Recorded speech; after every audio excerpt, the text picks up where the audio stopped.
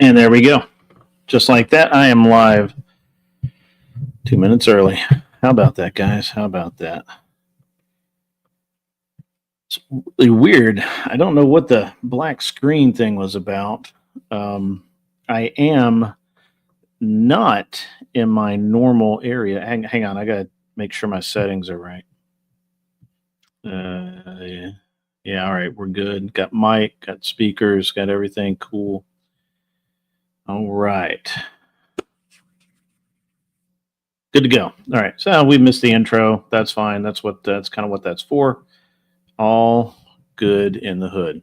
All right. So what's new and exciting, guys? We're going to get into that shortly. We'll see who's in the house tonight or who has made it.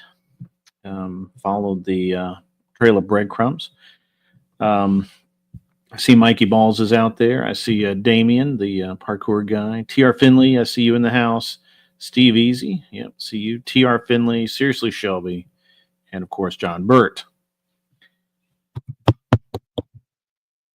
Does that work for you, Joe Mobley? Good deal. I see 13, R. Allen, Kevin L., all the guys. Guys, if you're over in the Discord where I have posted the now wrong link, if you could post the links for me back to this one. Should be coming in from this mic right here. Is it? Let's see what we got. Let's take a look. A look at those settings. Audio. Oh, you know what it is I had it turned down a lot earlier. Is that better, Joe Mobley? Well, I had the sensitivity turned down a lot earlier. My son was in here being very loud when I was setting up. So, and I am also speaking less loudly than normal because I'm not in my normal facility, as you can tell. Mobley, we're good? All right, cool.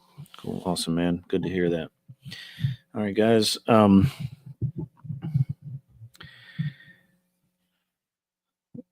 Yeah. K2, keep on trucking. Good to see you out there. That's good. It's good to see you guys. Hopefully it's going to be a good show.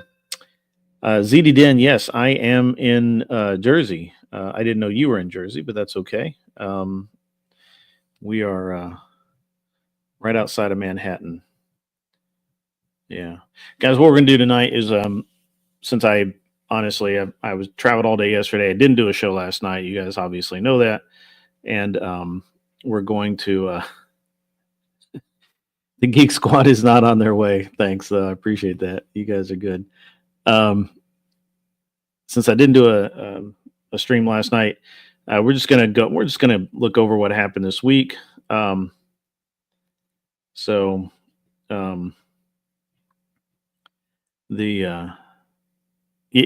is different. This is the apartment that we have. It's not my normal studio. So you're on the south end. Okay. All right. You're looking into buying a cab over in Arizona? That's a manly move going cab over these days, but I like it. Yeah. I don't really know what was going on with my other software. Yeah, no airplane here. Just the one I flew on yesterday for what felt like ever.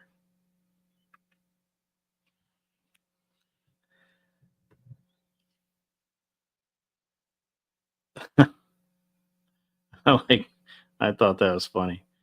You guys are good.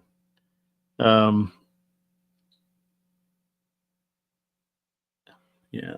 If it all looks different, it's because it is. I'm not in my normal studio, and my almost 4-year-old just went to sleep, so I'm trying to keep my voice down a little bit and not get too loud, and let him get some sleep. Oh, you're going to make it a show truck? That's good, man. That's cool. I like that. I saw a Peterbilt one time that was lowered, and it looked like maybe it had been just shortened just a bit, and man, did that thing look good. That thing looked great. So that's cool. Is my camera body white? No, my camera body, no, it's black, obviously. That's funny though. Uh, yeah, I see you out there, old Joe. I didn't see you slip in. I see you there. So yeah,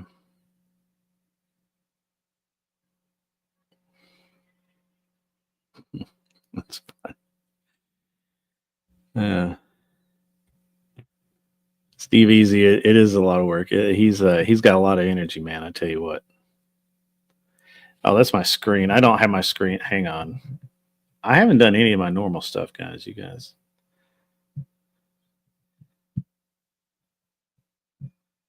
There we go. How about that? That's better. And then I'll oh. I just heard the sounds of the little one awakening. It's gonna be fun.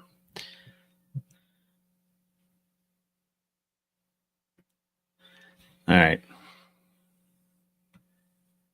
Oh, okay. Your camera body's white. No, mine is. I use a Lumix, Panasonic Lumix.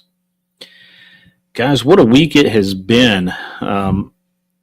I honestly wasn't even on that much this week. I got to, and I missed out on some really good stuff. I missed out on the debate yesterday with our man Glenn, and did you hear? Oh, hang on, was it? I talk to my wife. Did you hear Alex kind of moaning and stuff? Okay, all right, we're good. So lost my train of thought. It's been an interesting week. I have caught quite a few of the. Yeah, that debate was a train. I mean, I only watched like 4 or 5 minutes of it, but it seemed like it was going to be a train wreck from the word go. Um, I wish I had seen it all. Anson Knowles, I agree. Ben Thorpe can debate well. I'm just not sure why he didn't debate well against Glenn. Except maybe I don't know. Maybe he was trying to throw the. Sorry, guys, my head is wonky. I don't know why it's blocking the light.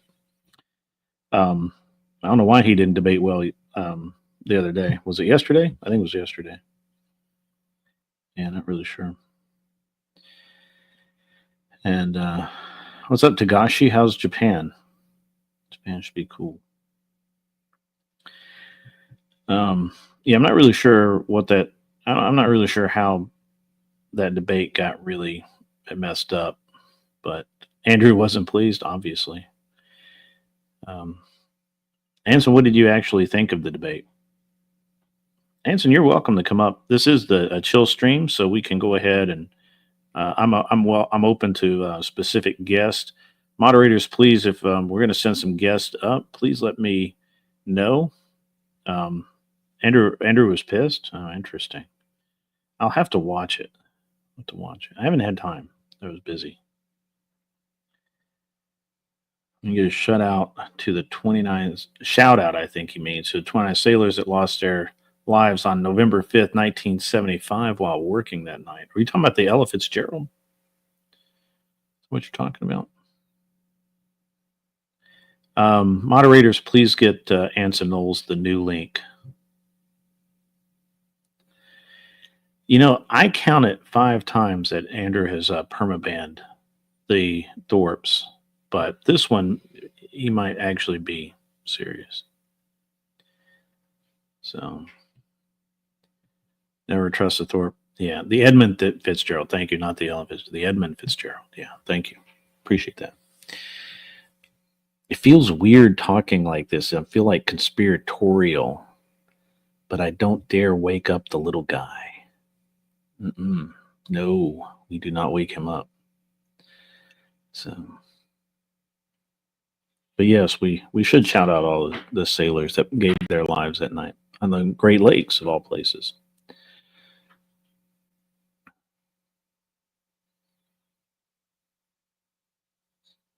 My tinfoil hat. Get your tinfoil hat. I don't really have a tinfoil hat.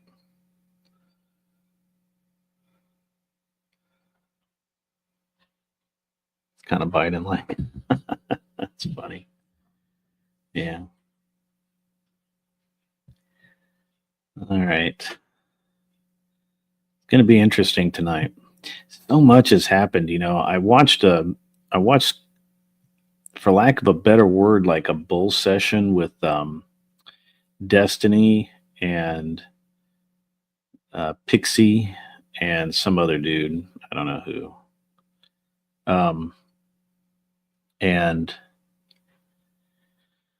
it was interesting because they're like, why did we lose? Why does the right seem so strong right now? And they still don't get it. They really don't get it. I mean, Destiny gets it better than the rest, but they still really don't get it. They still really feel like they're right, and they're not.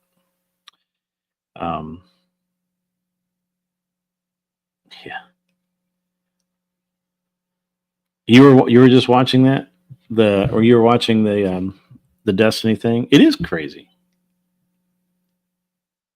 Yeah, you should do it. You know what, Mobley? You're a good guy to do a reaction video to that. Absolutely.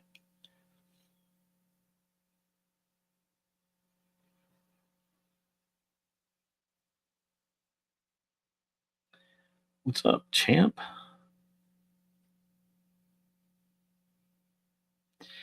Yeah, I do actually think that Tagashi has a point here. I think that the left really did push out a lot of their I wouldn't say their base, but so the problem with the left is their base is actually really, really small.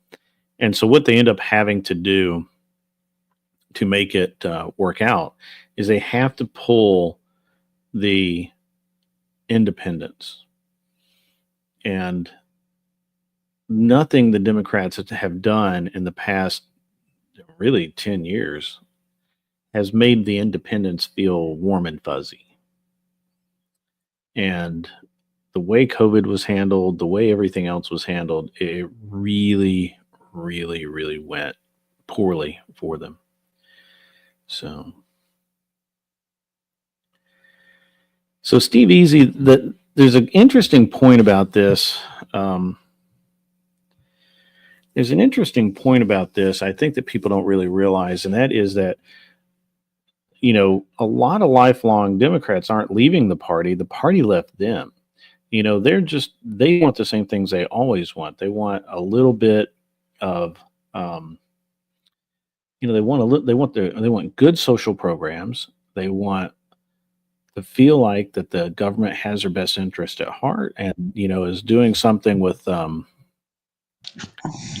that the government's going to like take care of them in their old age and that sort of thing. And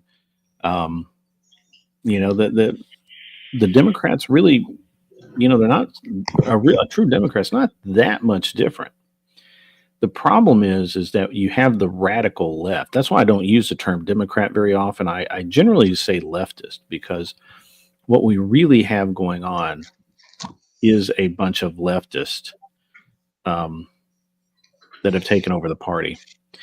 Also, guys, before I introduce our guest, Anson,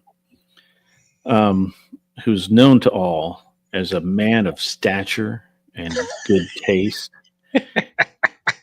Guys, I have to shill here a little bit. Now, in the other stream, it was all set up to be automatic, and I wasn't going to have to really say that much. But once again, we're going to. I did not set up a YouTube goal, but there is a goal tonight. A little personal goal I have of getting 10 super chats, and anyone that super chats over $20. Now the TTS won't work over here. It'll display on the screen, obviously, but it won't work. I will hear it, but you guys won't hear the TTS, unfortunately, because I'm on Streamlabs and not, or I'm on StreamYard instead of Streamlabs. It just doesn't work. But if you send over $20 super chats, preferably in Stream Labs than YouTube. I keep a track of all those names, and for every show, we're going anything over $20 gets you entered in, and I'm going to send out swag bags, and you can just send me a post office box or whatever, and I'll send you out something cool. It'd be a hat, it could be patches, stickers, whatever kind of swag that I have laying around that is just cool stuff that that might even cater a little bit to your personality if I know you. So I've got to do that. I got to do the shilling because we've got to pump the numbers up on this show. Starting to really cost me money with the all of the support products that I am unfortunately pretty much required to use at this point. Obviously, I'm going to ask for a credit for tonight's poor performance from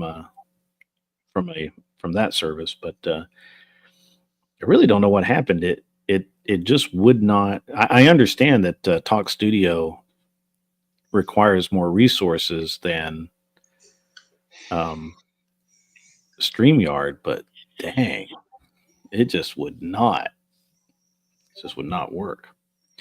So anyway, let's get the grift rolling. Make the grift happy. Keep the grift happy. Feed the grift, as it were. And now I must introduce Anson Knowles, Prince of Alabama, a Southern man of both ill and grand repute, a bosom companion to all who know him. Yeah, I'm a boozing companion. That's right. A boozing companion from Alabama. That's about right. Yeah, and mostly the ill report instead of the rapport. We'll just ill report it. Yeah, but no, man, it's been a great week, man. The whole, It's been an odd week. It's had moments of greatness and some really crazy nonsense, but it's been a grand week for sure.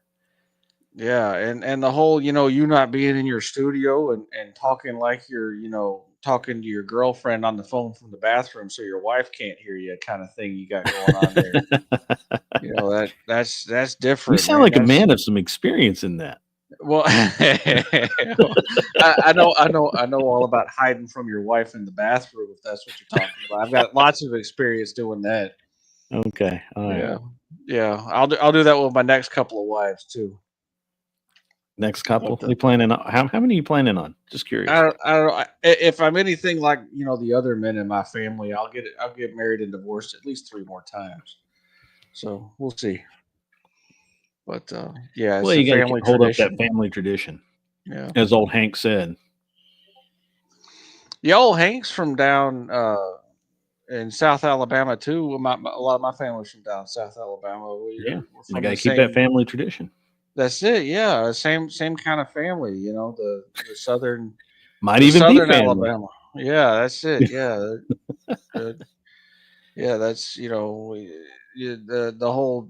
You can take the woman out of the trailer park, but you can't take the trailer park out of the woman. That's my mama right there. She's been out of the trailer park a long time, but damn, it just don't leave her. I don't know what the hell, but anyway, yeah, man. So it's been a good week.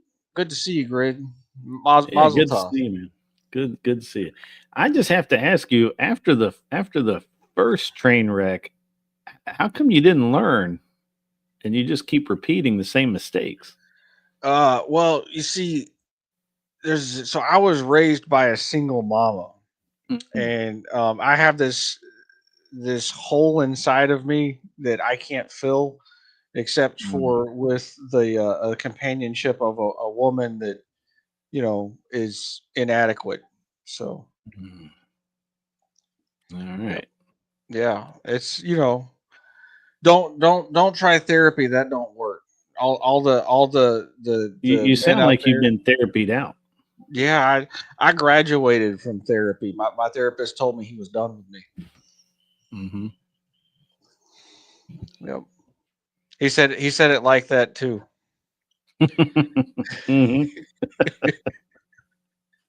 Now, you said you watched all of the the debate. We'll call it a debate. I was it really a debate though? Because from what I could tell, I'm not in my wheeled chair tonight either. That's very odd for me. I'm roughing it tonight, guys. I'm roughing it. So what was the um, what was your takeaway from the debate?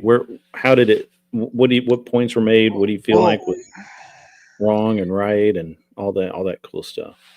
I don't think that Glenn is a good debater, to No, be he's honest not. with you. He says that he's not. Yeah. And he didn't want to debate, to be honest. Yeah, and he yeah, Glenn's got excellent skills and talents in other areas other Mm-hmm. than debate. For sure. He's a gifted person, but Thorpe's debate style is confounding. I guess is the right and to be honest with you, so I don't know if you've noticed this, but sometimes when I'm in chats and there's something going on in a live stream, I'll type in there what my read is of what's going on in the live stream at the Yeah, I moment, like that actually. I and like that a lot.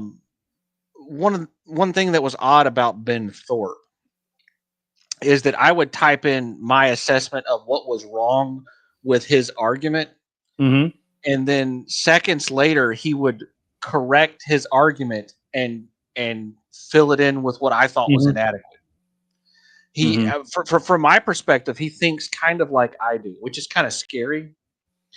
Um, so I actually thought that he did well in the debate, to be honest with you. But he's a insecure, childish man, Mm-hmm.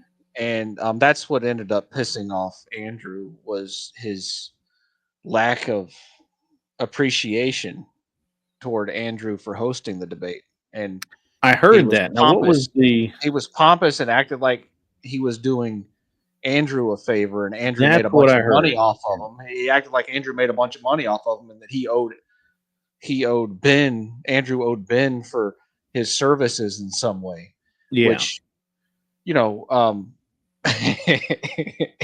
Andrew. And you're not going to be able to find that video, Greg, because Andrew basically said, "Look, I'm not even going to put this on my website. This is just dead. This is going nowhere. I'm not posting it to my website. I'm not keeping it online. It's done." So, yeah, Yeah. you won't be able to get that anywhere, Greg. Yeah, it's unfortunate. Um, I'm sure the Thorpes streamed it. I might be able to find it there, but Yeah, I don't think Glenn streamed it.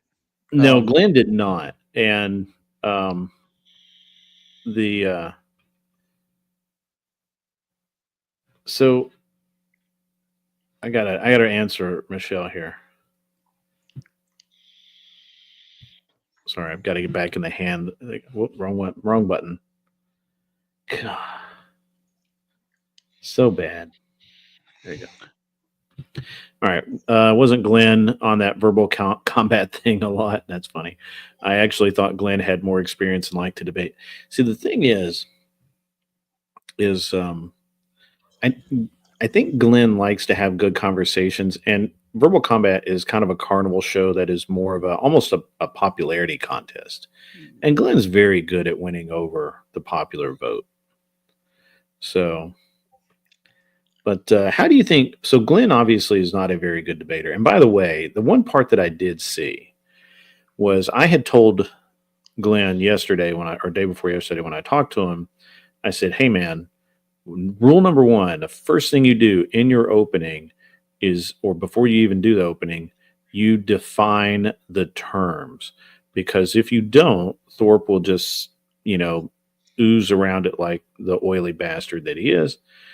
And he'll redefine things randomly to suit his yeah, argument. So he you did that the need whole to, time. yeah.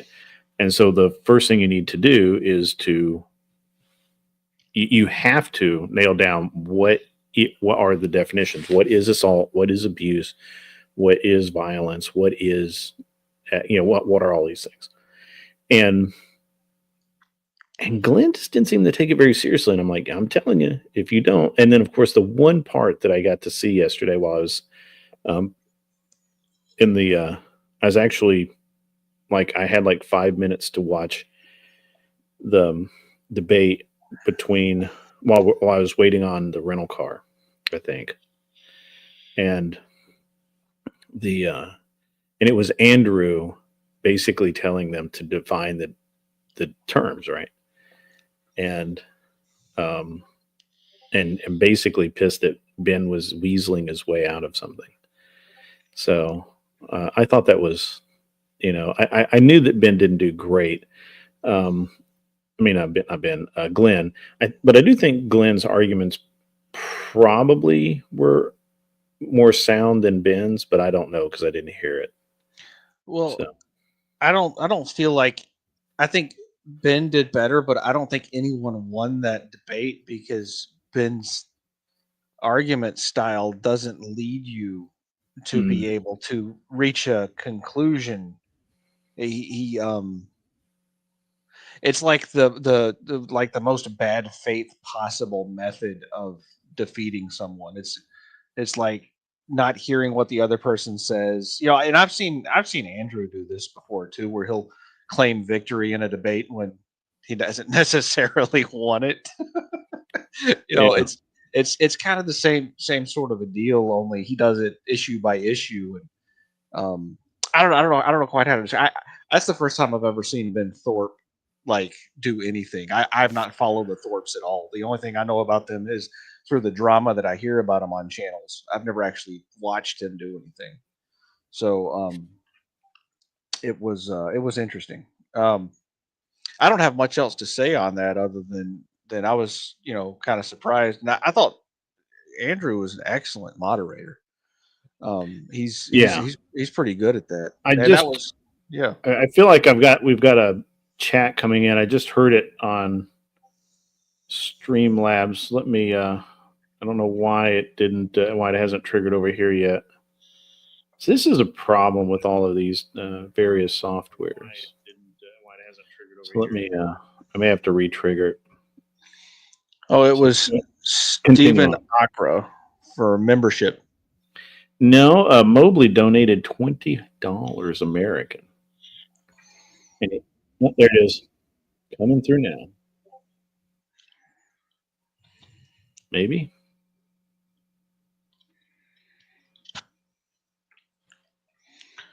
So weird. And he did it on Streamlabs, I'm sure. All right, let me. All right. So we'll show this one. Um, Keep on trucking. Donated $5. The TikTok invasions about putting people in the crystals is funny and squigga. I'm not really sure what that means, but it is funny. And I did hear the Thorpes kind of poo-pooing that Andrew made most of his money not from debates, and I actually agree with that. I have a um,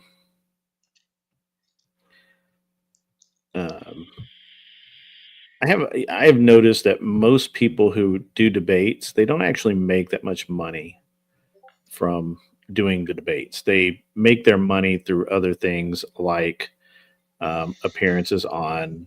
Well, I don't think Andrew actually makes any money on appearing on whatever, but he certainly makes money on everything else. So Joe Mobley sent in, "Don't watch for free, you cheap bastards. We work hard providing your bread and circuses." That's a Roman uh, reference. P.S. Destiny is a faux king. We tard. And I'm going to re-trigger this to see if it will pop through on if it will come through on. And it's just not doing it.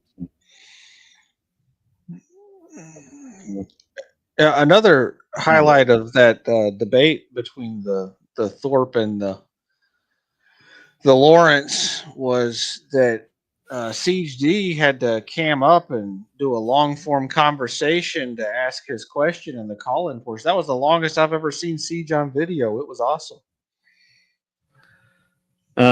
Whoops, wrong button. Where was it? Destiny is his stripper name. It is his stripper name. Welcome, Imperious. How are you tonight? Um, yeah, it's an interesting thing how um,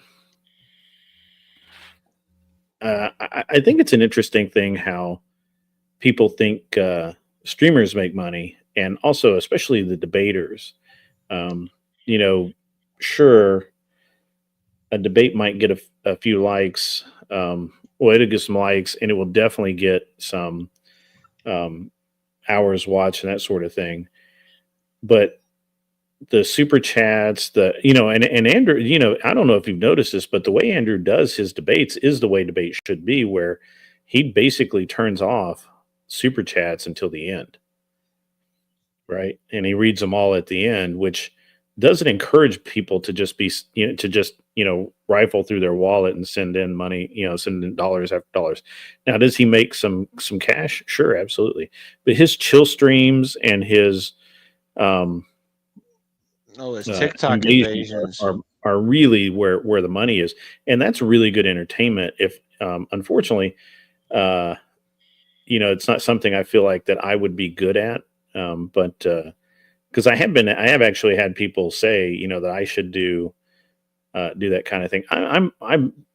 I could probably, I'm more of a commenter, I think, but we'll see. We'll see what happens. There's Glenn and I have some things that we've talked about doing that will make this a little better. So, all right, let's read through the chat here, see if. Well, Anson's getting a phone call. He will be back momentarily as soon as he silences his phone. Calls you at this time of night. What kind of booty call is this?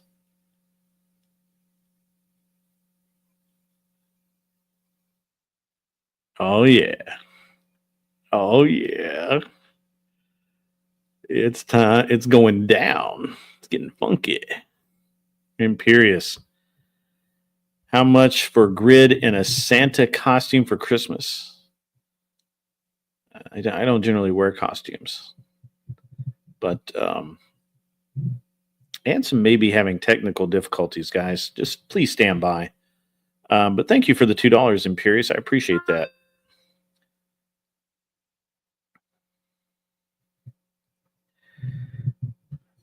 Is mom getting upset for me being too loud? That's funny. That's funny, Jack. That's his wife calling to tell him to keep it down. That's funny. So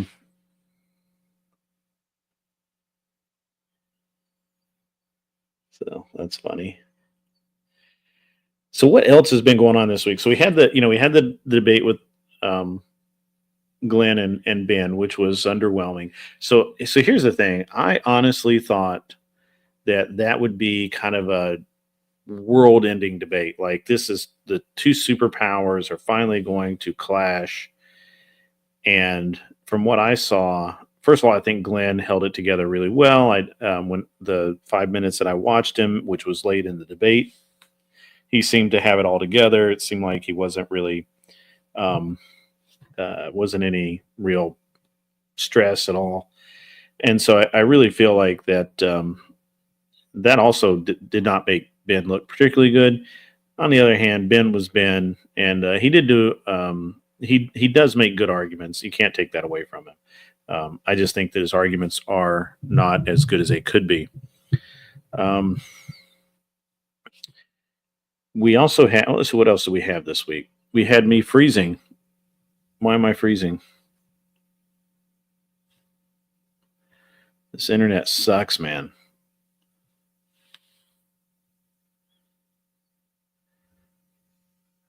This internet sucks so bad.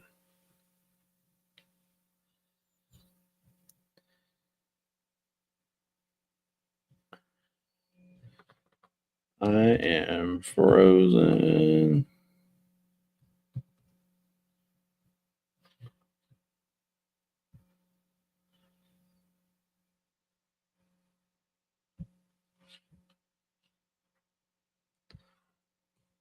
What in the world, man? This is terrible. This is just terrible. Look at me. This is nuts. This is crazy. Why is it doing this? You can still hear me, Adamant. I'm in New Jersey currently, where I don't know that they've ever heard. I don't know if they've actually got internet here. I think it's just really, a couple of our immigrant friends just running messages back and forth, like I don't know, Stone Ages or something. Here, let me add. Great, that's good. That makes me happy.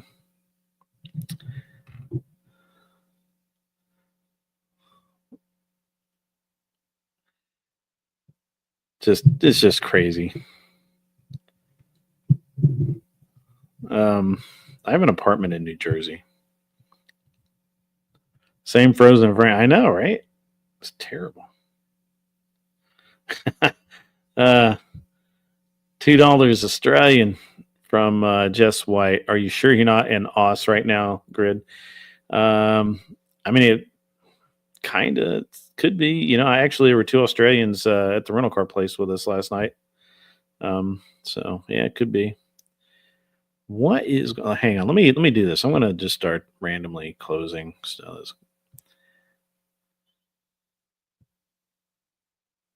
yeah. Okay. Well.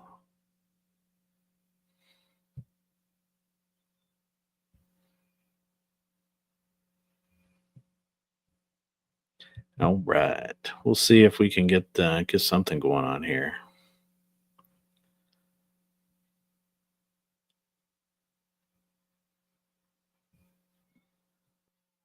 Still nothing, man. Oh wait, why is that still open? Let's close that.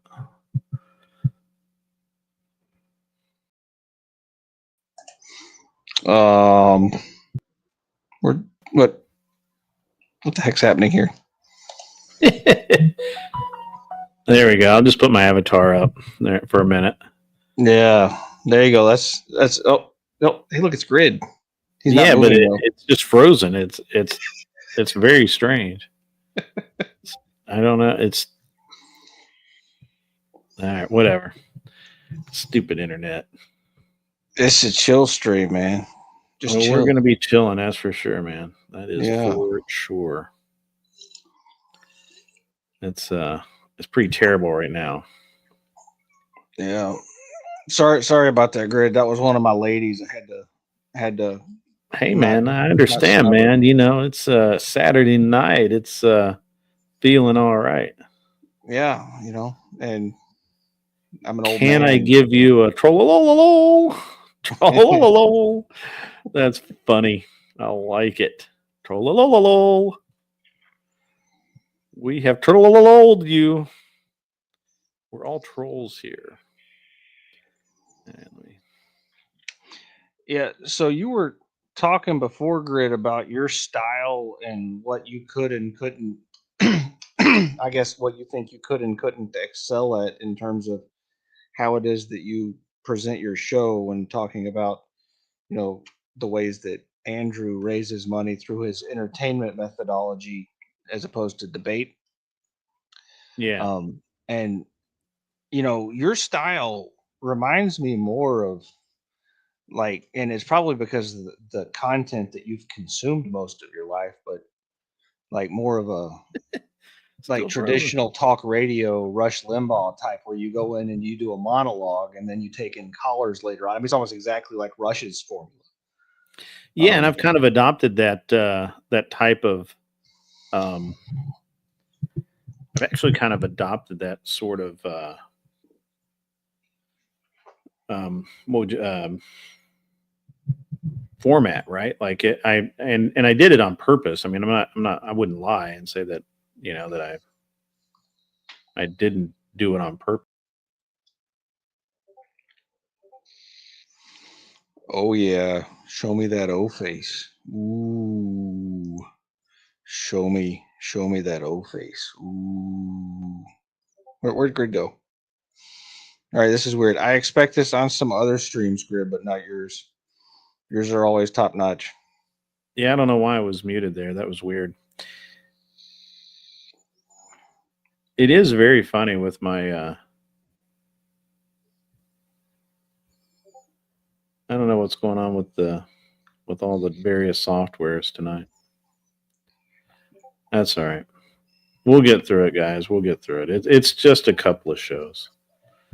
Joe Mobley is in the house. Now, normally Joe is the one that's freezing, and I am the one that has great internet. But tonight I am further and deeper into enemy territory than Mr. Joe Mobley. Therefore, I'm the one that gets frozen. I think I just freeze on your side, Grid. Could be. Yeah, sometimes I think what we're seeing in these windows is not what's going out to the stream. Yeah, it could be. Mobley, man, I haven't spent a lot of time chatting with you when we're on panels or something. I don't know if I've been on a panel with you before or not. It's good to see you, man. I like your stuff. You make classic content pretty well. Well, thanks. I appreciate it.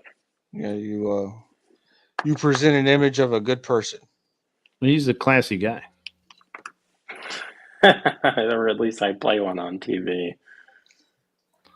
That as well.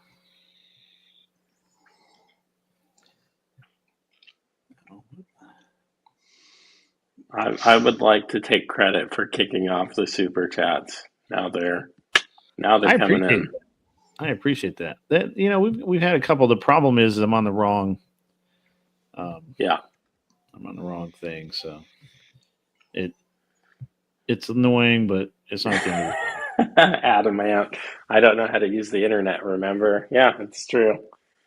It's true. Yeah. Hey, Grid. Jess has a super chat down there too. I'll grab it in just 1 second. Just I'm really messing around with my settings too.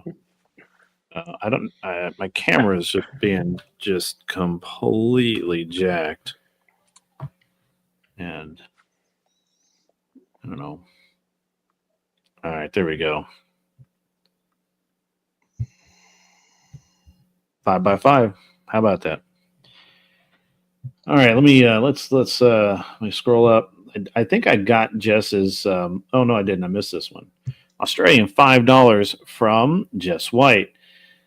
I got Starlink satellite internet and went from 11 Mbps to 200 Mbps. Without satellite internet, you're screwed here, especially in the country. I'm actually going to put Starlink in my airplane. There's a guy doing it right now, and he says it works great. Because once we get over 1,000 feet, internet doesn't work. So, and your phone doesn't work. Cell phones don't work over about 3,000 feet, 1,000 feet, but whatever.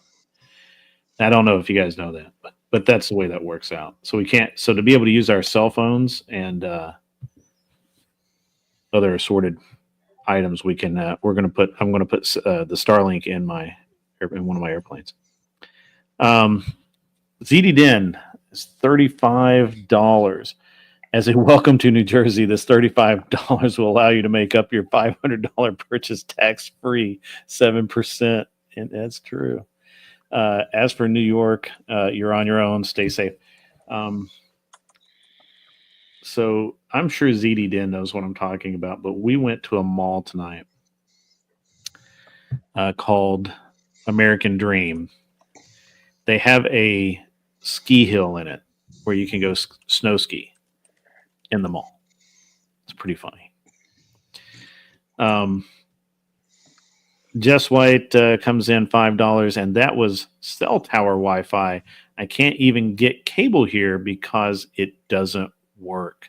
To get a cell signal, you had to be right near the front door.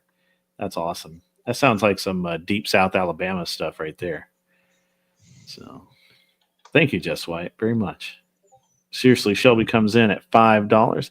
8 days until I leave. For those of you who do not know, seriously, Shelby has enlisted and is going to serve his country. I enjoyed all your guys' support and help. One glory hole at a time. What's that? one glory hole at a time. Well, he is going to be in the Navy, so Yeah.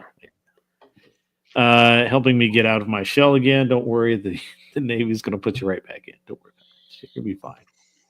You're gonna be fine. All right, and we'll get down here. All right, guys. So we got a little bit caught up on the super chats, so that's great.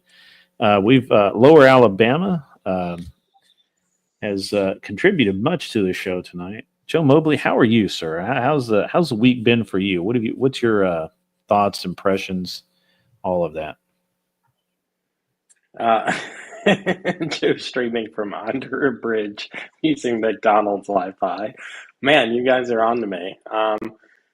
Week is going all right. As Adam Ant knows, the stomach bug is back in my house. I woke up to my 3-year-old screaming his head off and opened the door, and he was just covered in puke. And luckily, the kids are, got it coming out the top. I just have it coming out the other end, which I greatly prefer. It's just not the best experience. And somehow, some way, mom and baby are just unscathed. They've not gotten either of the stomach bugs. The ones they from didn't last eat month any of the tainted lettuce from Wendy's or whatever fast food you cheated with. Yeah, I have no idea. Yeah. What is a Trollo John Burt says, I'm eating lunch. I think that's a hint to start talking about things coming out. Sorry, John. It's the internet. You'll be fine. That's fun. That's funny. It's great. It's great. No, things are going well. Good. I still have not been able to do a successful campaign on my show because apparently all of my content is political. So I told you that was going to be your biggest hurdle. I literally told you, I'm like, look, I don't think you can do a show without being political, and they're not going to. And YouTube's AI, for whatever reason, it sucks at everything except locating political speech, and it is bang on. Well, I either need to do straight culture or theology, or they're not crazy about this either. I made a couple of gun videos a couple of years ago that did pretty well. Now maybe I'll adjust fire because the campaigns are campaigns. It gets people in the door, and they will enjoy the regular show.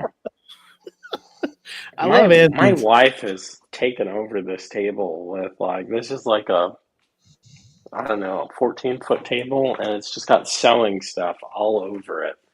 It's that time of year, man. The nesting thing. Yeah. What the heck? Siege D.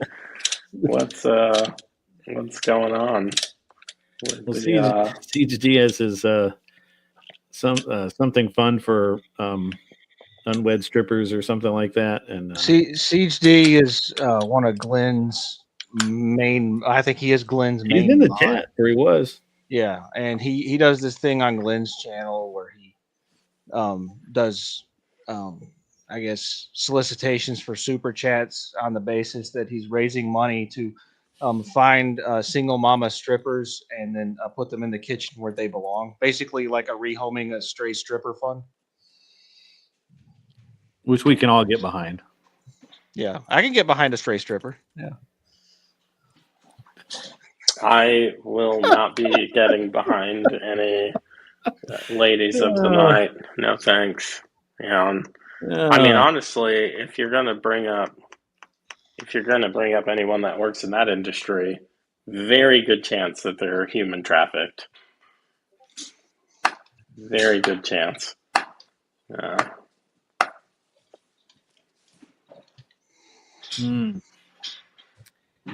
So what? Let's try and not let Anson lead us too far down the wrong path. What with your what's your take on the first part of the week? I mean, we started out obviously.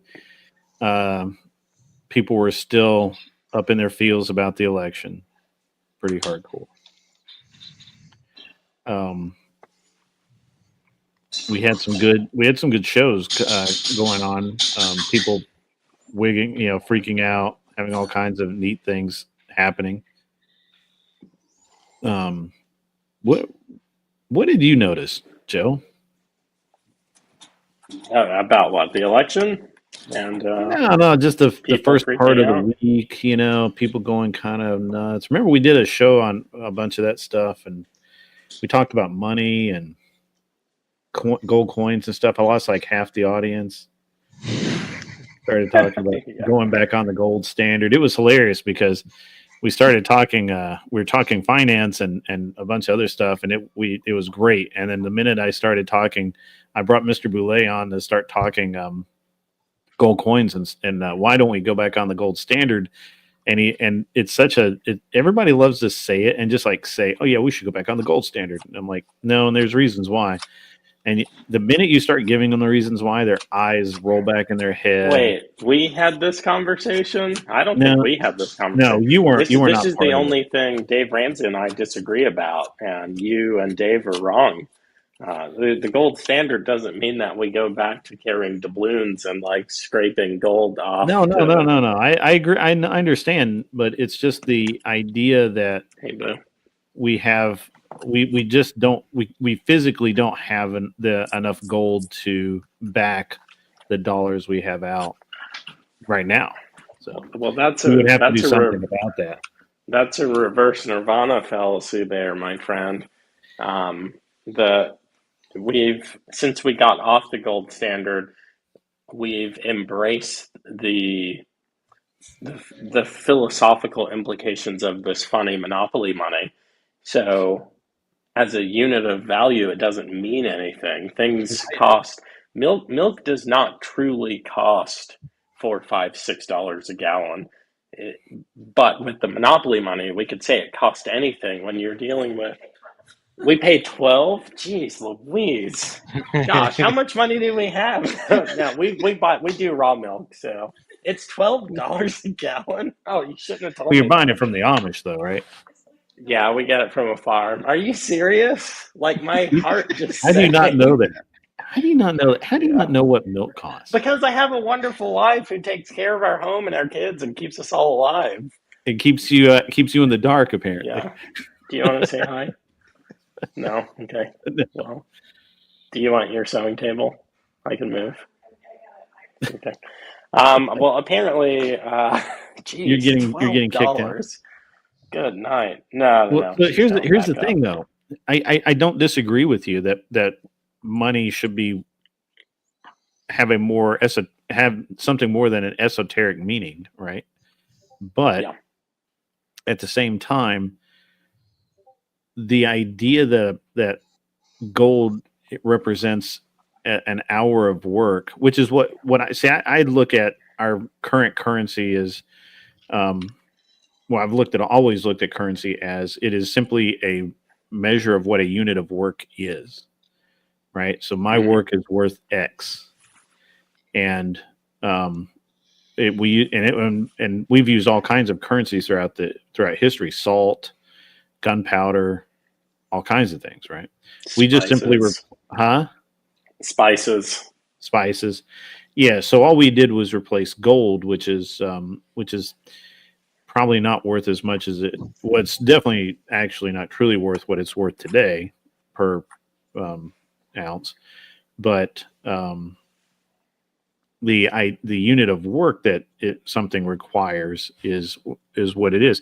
The thing that skewed everything is that we artificially pushed, and we're going to lose. I'm going to watch my viewer count drop right now. Yeah, we're doing it again. Yeah. Yeah, because look, it's a great subject, right?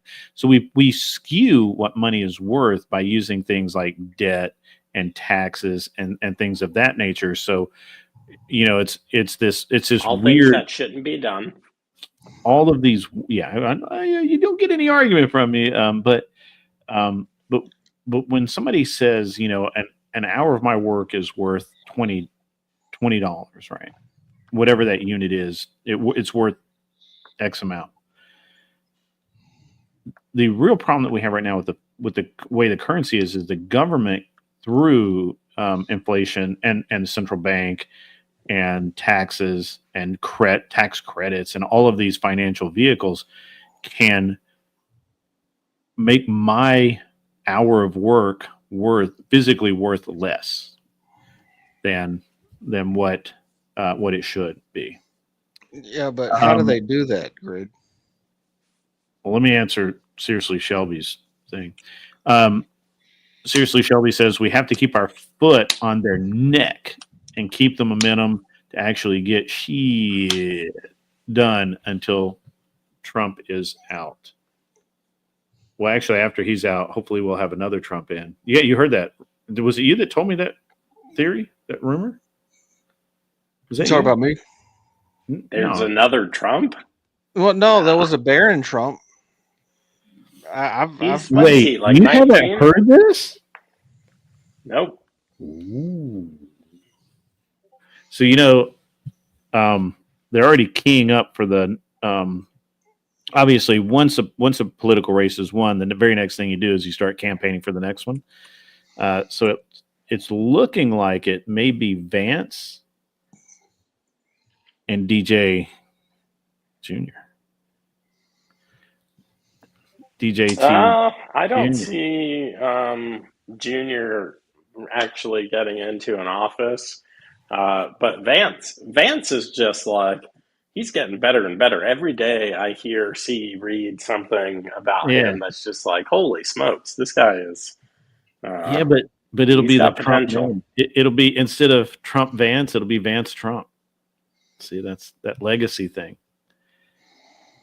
So I think the Twitter gods have like blessed my account. I'm getting like, ever since Tuesday, I'm getting the craziest engagement on my Twitter. well, yeah. But yeah, Yeah. we'll talk. We'll have a day shift show where we talk about money prattle. The money. Yeah, man. Well, Let's do it. I wanted to argue with you, Grid. I mean, you were saying some really ridiculous stuff, and it was starting to get under my skin about apologizing for the Federal Reserve System and then Oh, I don't stealing our money apologize. and converting it into assets so the rich can steal the value that we have. It's an unearned. It's, what is that called? Unrealized gain Unrealized tax on capital the poor. gains. Yeah, It's an unrealized gain tax on the poor because the only asset that the poor really have is their cash, and when you're taking the value That's of it, tongue in cheek though. The poor don't have unrealized gains. They don't have well, unrealized they don't have assets, period. They have well, they yeah, the have unrealized value of labor is what they have. yeah, they right, but have liabilities though that they're they not bring upon sophisticated. themselves. The poor is not sophisticated It's enough not to invest, it's not a and so sophistication problem. It's spending less than you make. When I was an E5 in the Army, making no money, having 3 kids, and being the breadwinner for my family, we spent less than we made. We were poor. We Wait, qualified for food hold on. stamps. Everyone knows the first thing you do when you become an E5 is go buy a Dodge Demon. Not when you're a Dave Ramsey E5. It's Or not. Sophistication is what gets people in trouble.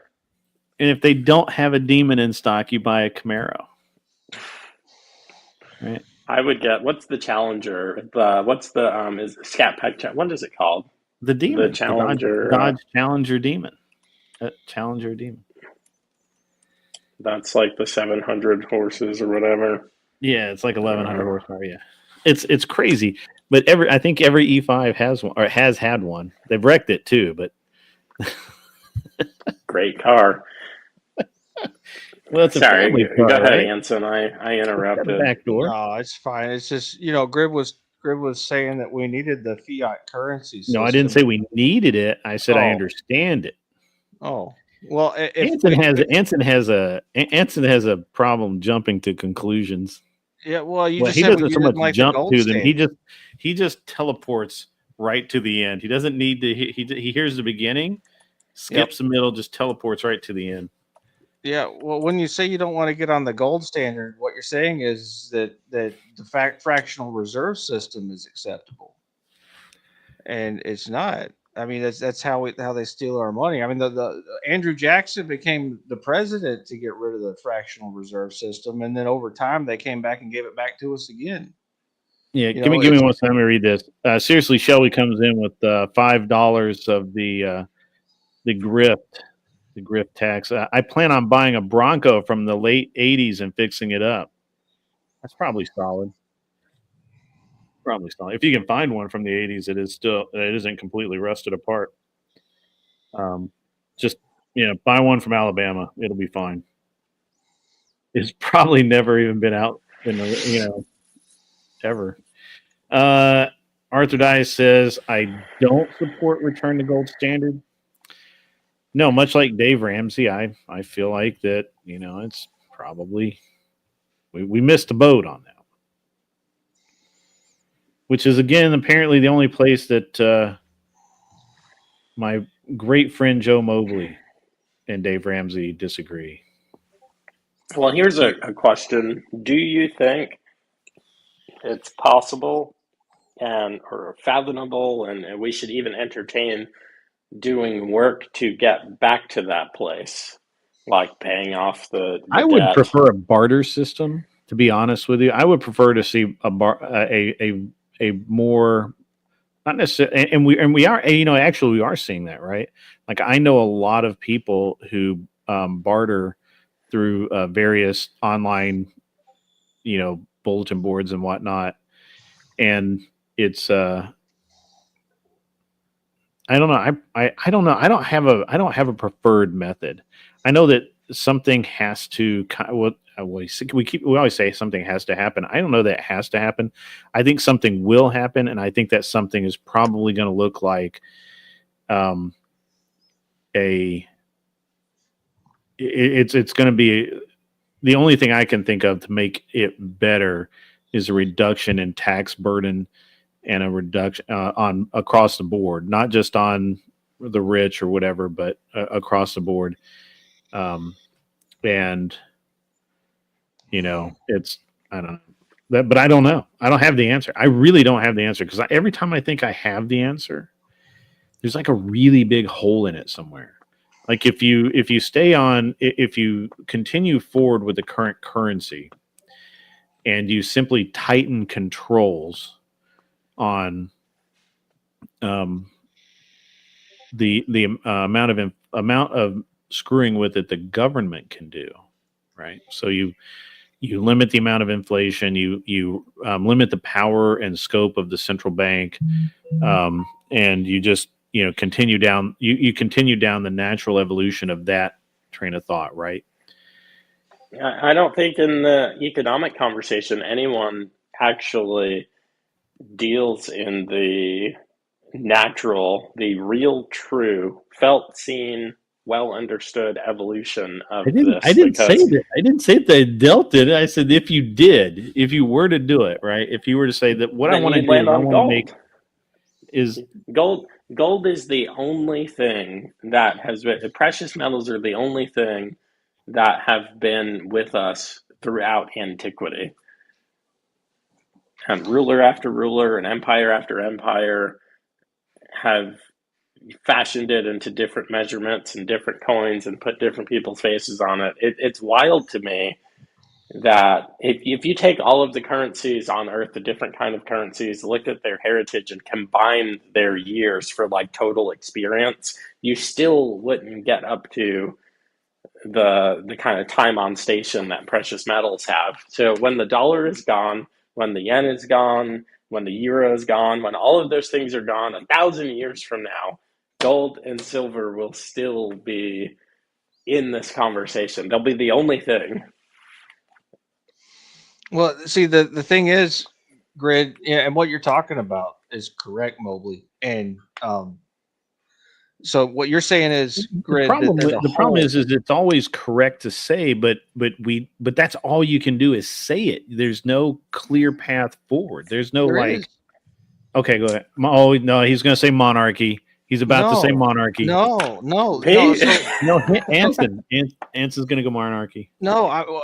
So we have $35 trillion in debt, Grid. Sure. So there's something that's going to happen that is going to cause the thing that we have that you have a normalcy bias for to collapse. And then the hole that you're seeing will be filled in with the reality of the fact that what we've done is unsustainable, and we will have to go back to something that is real. We will have to go back to. You have to finish the sentence. You'll have to go back. So yeah, okay. What we have now is not real money, right?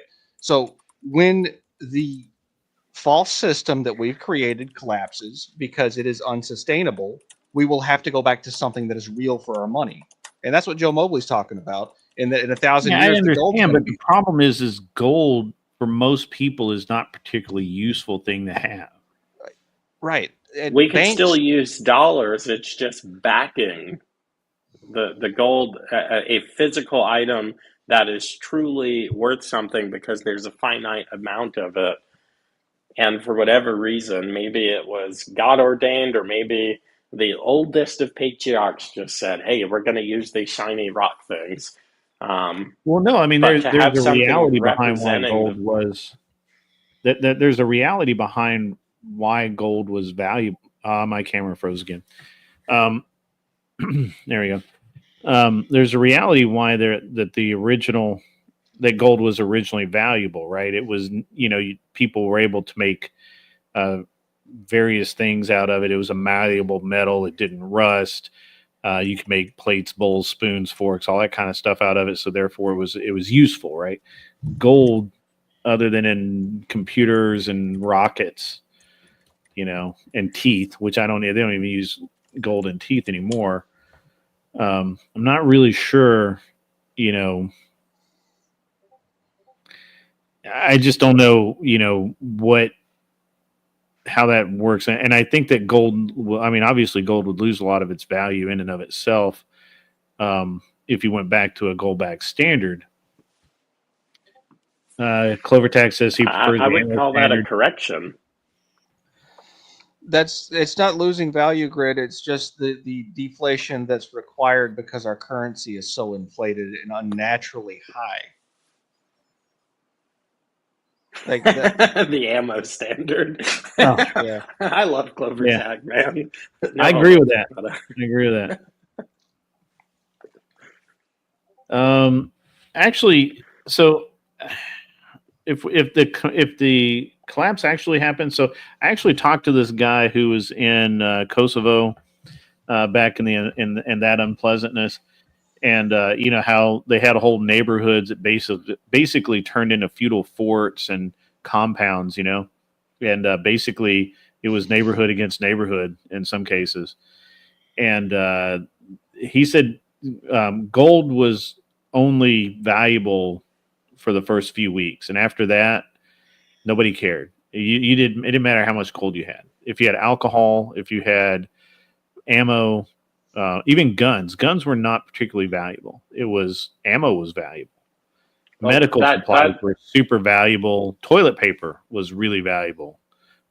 But the things yeah, that you don't. this is bringing in some of the ideas of the fourth turning. It depends where you are on Sure. And I'm the just roller using. coaster. I'm just answering this specific comment. I'm not saying that's where we're going. I'm just saying that in such an event, gold had no value at all. But money had. I mean, you could give somebody a suitcase full of cash for you know a handful of ibuprofens, right, and some antibiotics because those were way more valuable than gold. So I'm I don't again I don't know how to fix the problem, guys. I mean, I actually put a fair amount of thought into it. I just don't understand. I don't know how to fix the problem because honestly, a unit of work is still a unit of work is a unit of work. So you know, we have to come up with what that's worth. The problem that's skewing us right now is we have two real issues that we just more or less consistently duck. The number one is the amount of debt that we carry, and how we're repaying that or not repaying that debt. And the fact is that we keep raising taxes to the which is why we have all of everything you're saying about the gold standard is is really correct as long as we're talking about how we currently operate, which is we consistently allow the national bank to or Federal Reserve to just write itself new loans every year that have no real means of repaying them.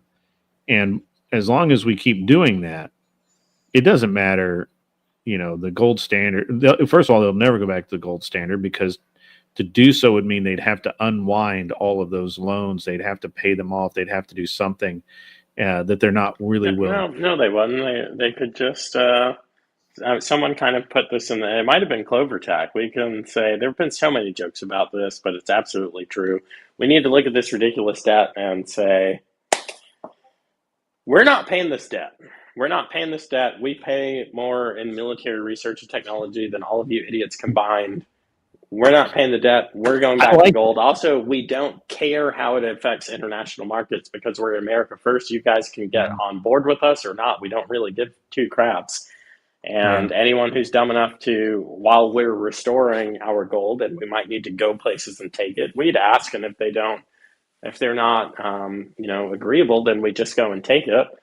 Because that's what needs to be done. We screwed up. We need to be mature about it and say, hey, we went down the wrong road. We're turning back. This is the idea of repentance, by the way, for the uninitiated out there. It's just something that needs to happen. And unfortunately, as awesome as he is, Donald Trump's not even that hardcore. If I woke up and I was president, dude, executive agencies would be slacked like immediately. I'd just be like, hey, you guys are all fired. No, seriously, don't come to work. The buildings would be locked. Yeah, and right. I'd be making calls to heads of state saying, hey, what can we do to get out of this debt situation? And if they didn't say you're all good, I would just hang up the phone and we wouldn't answer their calls anymore. The man, the beard, the legend, CloverTac, ladies and gentlemen. Ladies and gentlemen, it is CloverTac in the building. Fuck yeah. He brought his beard with him. Joe over here spitting fire, baby. Love it. He'd make an excellent monarch. Take your debt, turn that son bitch sideways and shove it straight up your candy ass. That's what I say. So I actually have a slightly different take on that. I would simply say that we will repay our debts as soon as someone else repays theirs. Because again, only two countries in World War II have ever actually paid, or actually one company's ever ever repaid its war debt. And that was Finland, who didn't really have one. But everybody else still owes us money. A lot of interest on it. And World War II is a long time ago, bro. But do they? They don't. We owe Japan. Japan owes Germany. Germany owes us. What kind of? No, they all owe us. They don't. It's not a question that they owe each other. They all owe us. Straight up. Everybody owes everybody something, right? It's a system built on. And then everybody paying for NATO and who's paying for the UN, then everybody owes us. We pay all the bills. Period. That's true. Well, that's what I'm saying. Everybody owes everybody. It at some point somewhere, everybody has a deficit with somebody. Like just zero the fucking books worldwide. Let's just start over. Yeah. It's all bookkeeping anyway at this point. Let's be honest. That's all it is. Yeah. Well, now, it needs to be back to some type of standard. Don't get me wrong. But at this point, if it's all bookkeeping anyway, then what difference does it make? All bookkeeping anyway. I like that. Because that's kind of how. It's an interesting. I just think it's an interesting thing. I'm probably the only one, Well, I mean, look at politicians, right? Look at politicians. On one hand, they run for office and they promise this and they're going to do that and they're going to do this. And then on the other hand, it's, we're going to shut down the government, the deficit, we don't have money, right? So they talk out both sides of their mouth. And the reason they can talk out of both sides of their mouths is they're looking at different sets of books. Yeah. CloverTac, you missed a good comment, man. The Raging Patriots, 3 goats, 6 chickens, and a gallon of moonshine for your daughter's hand in marriage. Worst ways to live. Let's see. Seriously, Shelby comes in with echoes my own thought. We don't owe shit when we save their asses every war they cause, and we have to always protect the little brother. I agree with that. So I mean, I'm on board with that, man. I'm on board with it. Just call a GAO up, tell them to figure what the tab is, and send it out. Send it out in an email Monday morning. Yeah, you guys owe us X amount. Payable within 90 days. We won't take a check. I don't know. The spoils system we have now is set up to benefit specific people with power, and they're not going to want to hand that over willingly to just end the wars. There's too much money in all that, Grid.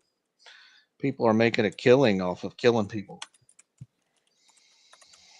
Well, there will always be wars. What I'm saying is that if I actually don't even care, right? Like I don't care. Look, if all of Africa wants to like fight it out tomorrow until if they just go straight up Highlander tomorrow, there can be only one. So be it. But before you go, could you pay your tab? Or we'll just write it off, because look, nations that don't even exist anymore owe us, like $1 billion. How does that? I mean, why are we the World Bank when technically the World Bank is in Europe somewhere? Why is that true?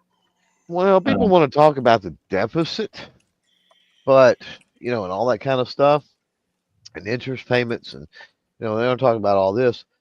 Just if the government fraud and the government waste alone, if you could get a handle on that, would go a very long way to balance. Well, you know what, Mr. Boulay, I had a lot of technical difficulties tonight since I am in the heart of darkness, New Jersey, and scary up here. Scary. There was a rally today. I want to change subjects. Oh, there was a rally today. I think it was anti-Trump or something. I don't know. But it was like maybe 200 people. It was like I literally felt like what would happen if we held a political rally, and just nobody showed up? Because that's what happened. It was pretty terrible. I'm sure CNN and MSNBC did some really fancy fucking camera work with it, though. I didn't see them there. There were only 2 police cars there. It's like literally like nobody cared. Anson with his avatars. Seriously, Shelby sends in another $5. Why Aussieland needs to join the U.S., our most loyal allies. We take the L's for EU, and they don't do shit for us. You're not wrong. You're not wrong. Actually, they do shit for us. What they do is they go pick a fight everywhere. And then they call. What do they do? What is that picture? You know what that is.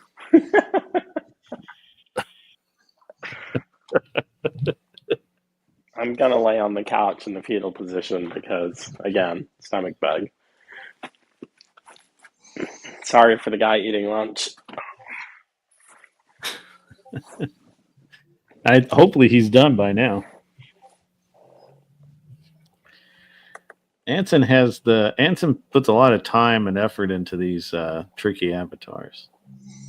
No, not really. Just a few minutes on the Google machine, and then wham, bam, there it is. Greg. You want me to give you some? You can cycle through on your show for comedic purposes. That's the only reason why I come on your stream, Grid, is to make jokes. Just to make jokes. That's it. Yeah. That and to tell you you're wrong about the gold standard. Yeah. Yakis is dropping that doctrine in the chat. You guys, we're having a whole A whole sermon over here. I know. That's what is this? Random emojis. Well, maybe not random. Banana. The Clover Tack, how's your week been? You know, we've got all of these. It's been wonderful, dude. Yeah, I've only had to go to my safe space like 2 or 3 times, and you know, you have a safe put space. some fucking Legos together. Oh, gotcha. Yeah. The correct kind of safe space, the space where your safes abide. This is true. Yeah. No, it's all been good. So crazy. The safest space is the space with the most guns. Like everyone knows that except for these snowflake liberals. That's I think true. I've said it before, but I got a buddy that's got a shirt that reads, "If I'm here, this is not a gun-free zone." I have that shirt. Mm-hmm. It's a good one. I think John Lovell's got a shirt that says, he doesn't sell it. I think he owns a shirt that says, I am my own safe space. He also has one that says, I am my own first responder. The Almost I am like my own first responder thing I've seen quite a few times. Like an accountable adult who doesn't ask the government to fix their problems. It's weird. So weird. So, did you? I mean, I understand that you're mostly dealing with gun tubers, and they're not particularly left leaning at all. So I'm sure you didn't see quite the. Nah, it was a little bit, but not much. Quite the whining, crying, and other forms of debauchery that we saw on our end of the spectrum. Well, you got to deal with the normal people that had to hold their nose. There was some of those, you know, because Trump. I had to hold my nose. He's such a bad guy. Well, you know, it's valid. I mean, you know, the bump stock thing. There's, we'll worry about due process later. there's, pistol brace. There's been a lot of stuff that, gotta, that tainted Trump. So we'll see. We'll see the team he's got around him now, the super friends, so to speak. That's something very unlike his first term, and I don't think his first term he didn't expect to win, and when he did, I think he was kind of blindsided by the political machine and what all he had to do and cabinet appointments and just all this other stuff. And so I'm hoping with the team that's around him now that and by all indications, I mean, it looks like, hell, Elon was on the call with him and Zelensky yesterday or today, and then Tulsi has been prepping him on a lot of things over the last few months as far as the campaign trail. Man, just about as soon as he was declared president-elect, just as soon as a few major news organizations started calling it, there was calls being made to foreign heads of states and all types of other shit. So all that being said, hopefully from a 2A standpoint, it's much different than 2016, and by all indications, it looks like with the House, the Senate, and having a solid 2A leaning, let's just say, Supreme Court, that maybe we can get some shit done in the next 4 years. Yeah, that would be cool. And if he comes through on the economy, this is the beautiful thing. If he comes through on the economy, which I think he will, I think he sets JD up for potentially 8 years. So, we may be looking at a 12-year 2A run, and holy shit, at the stuff we can accomplish, especially with some of the court victories and other things we've already been able to do, even in the face of adversity, right? I agree with that. I think the thing that we have to focus on overall is just making sure that we hold back the Democrats from their like height, not their hiatus, but them being so shucking up right now and just going full on force with them. Just so that they understand that you did all this shit, but there are consequences for it. We're not going to go as hard, but we're going to keep pushing past it and make it difficult for them to actually gain ground.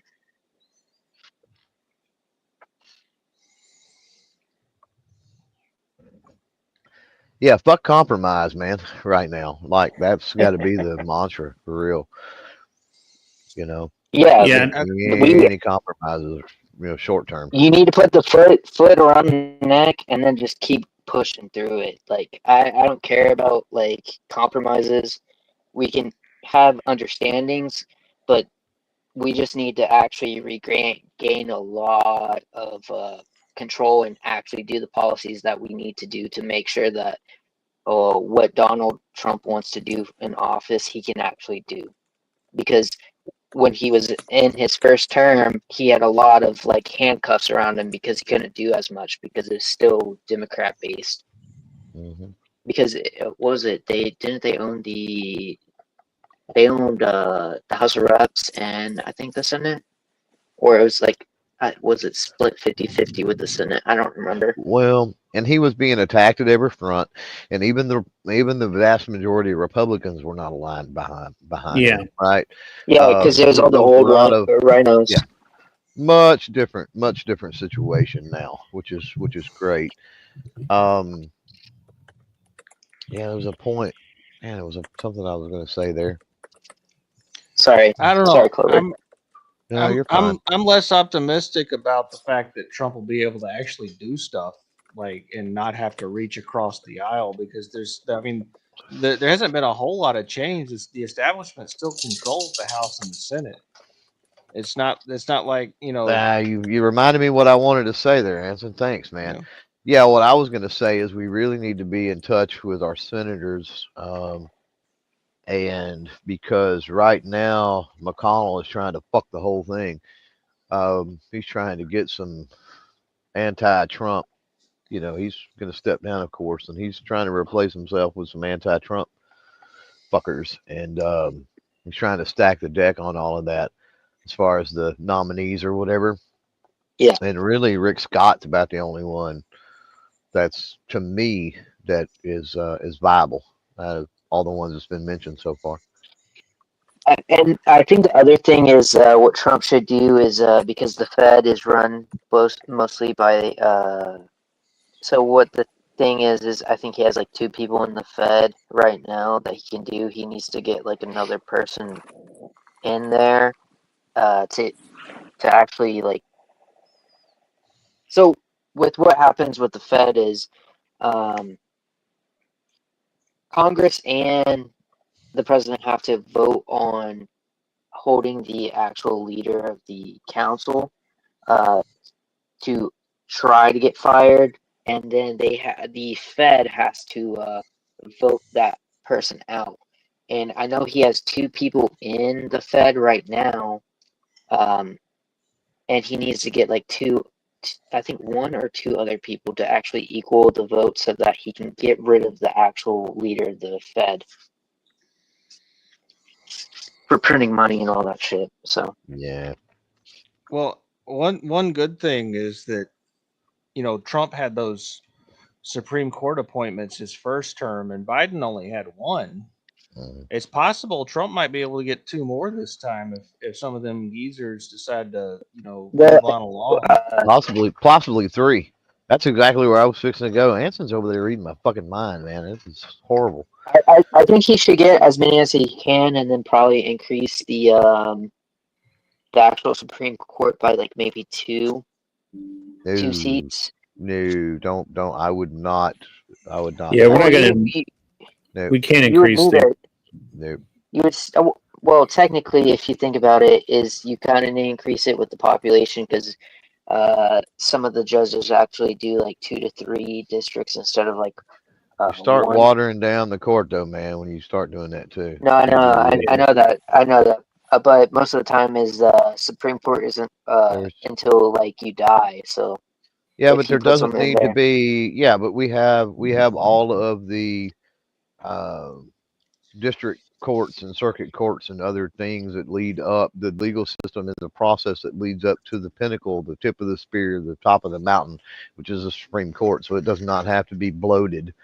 That's one of the reasons that we're in the fucking situation we're in this country yeah, is that the feds like to bloat everything with bureaucracy or whatever the fuck it is. yeah. And simple is always better. And I think we're at a good number. Is it? I as much as I love Clarence Thomas, one of my favorite justices ever.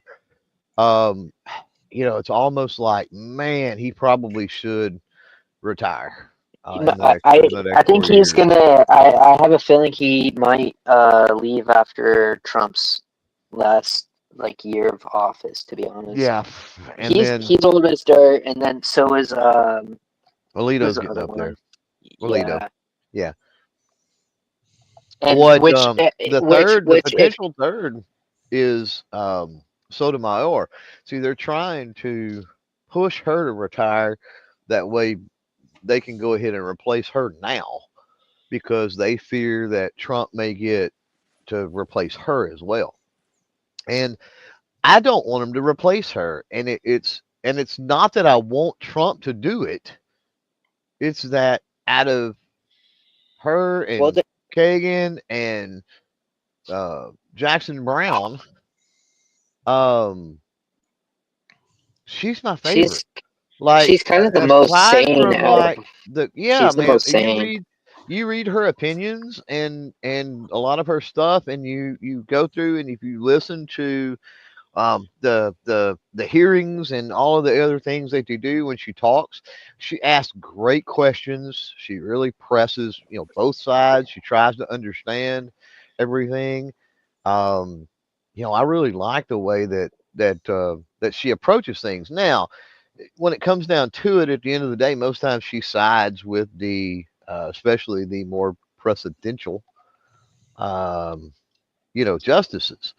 But uh, like I don't know. I like that. I like that. I like the opposition that she provides. Maybe that's a good way to put it, right? Well, Like I don't like she's the a good interrogator, to be honest. She asks questions that need to yeah, be asked so that you can yeah, actually see right. the whole like case where most justice usually just like not they don't actually do that at all. So what you're saying, Clover, is that you respect her even though she's wrong in her conclusions, and it would be great if all of the liberals could actually be sane.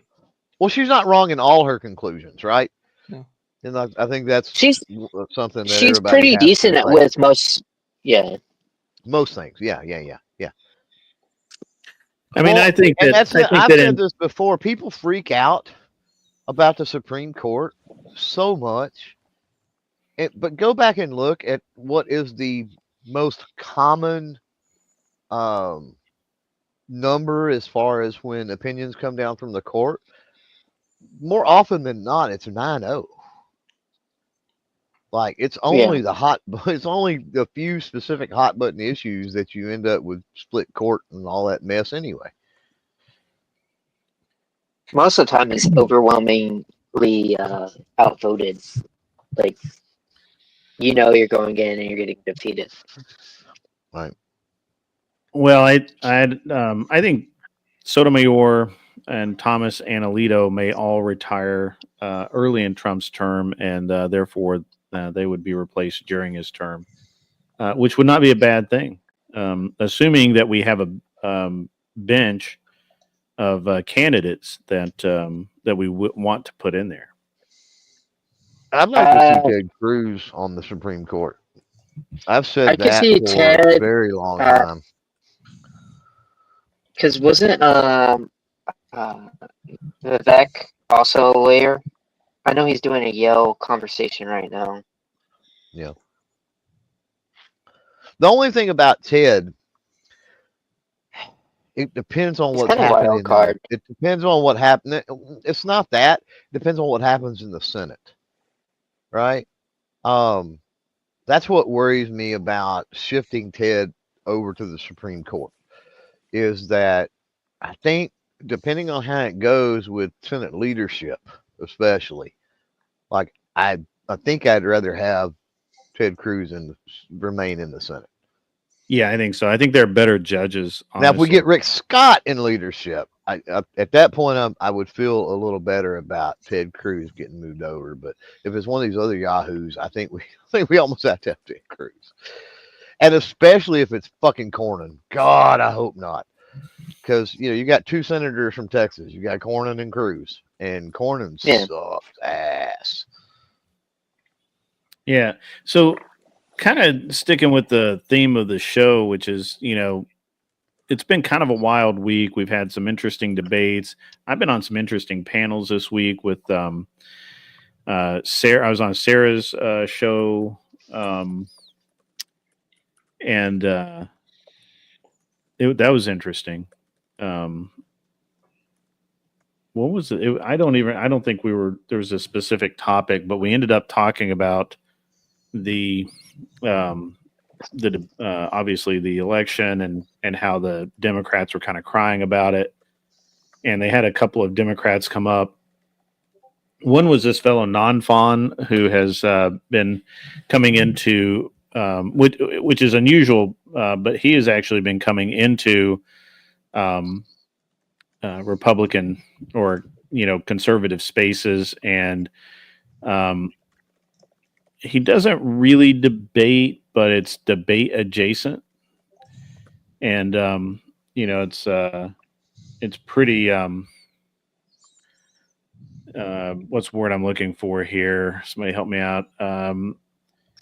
He's smart. He can make some good arguments. He also, but at the same time, he's intelligent, but doesn't have the skills for debating. Yeah, well, it's like he's a DGGer. You know what I mean? Like, so he has a lot of facts that he likes to pass off as a debate, but doesn't understand that just because he doesn't know how to what is it? I don't know that. Yeah, well, I don't know if he doesn't know.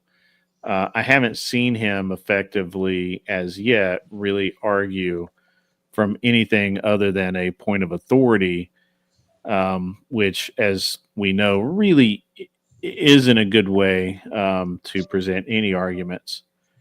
And and it's but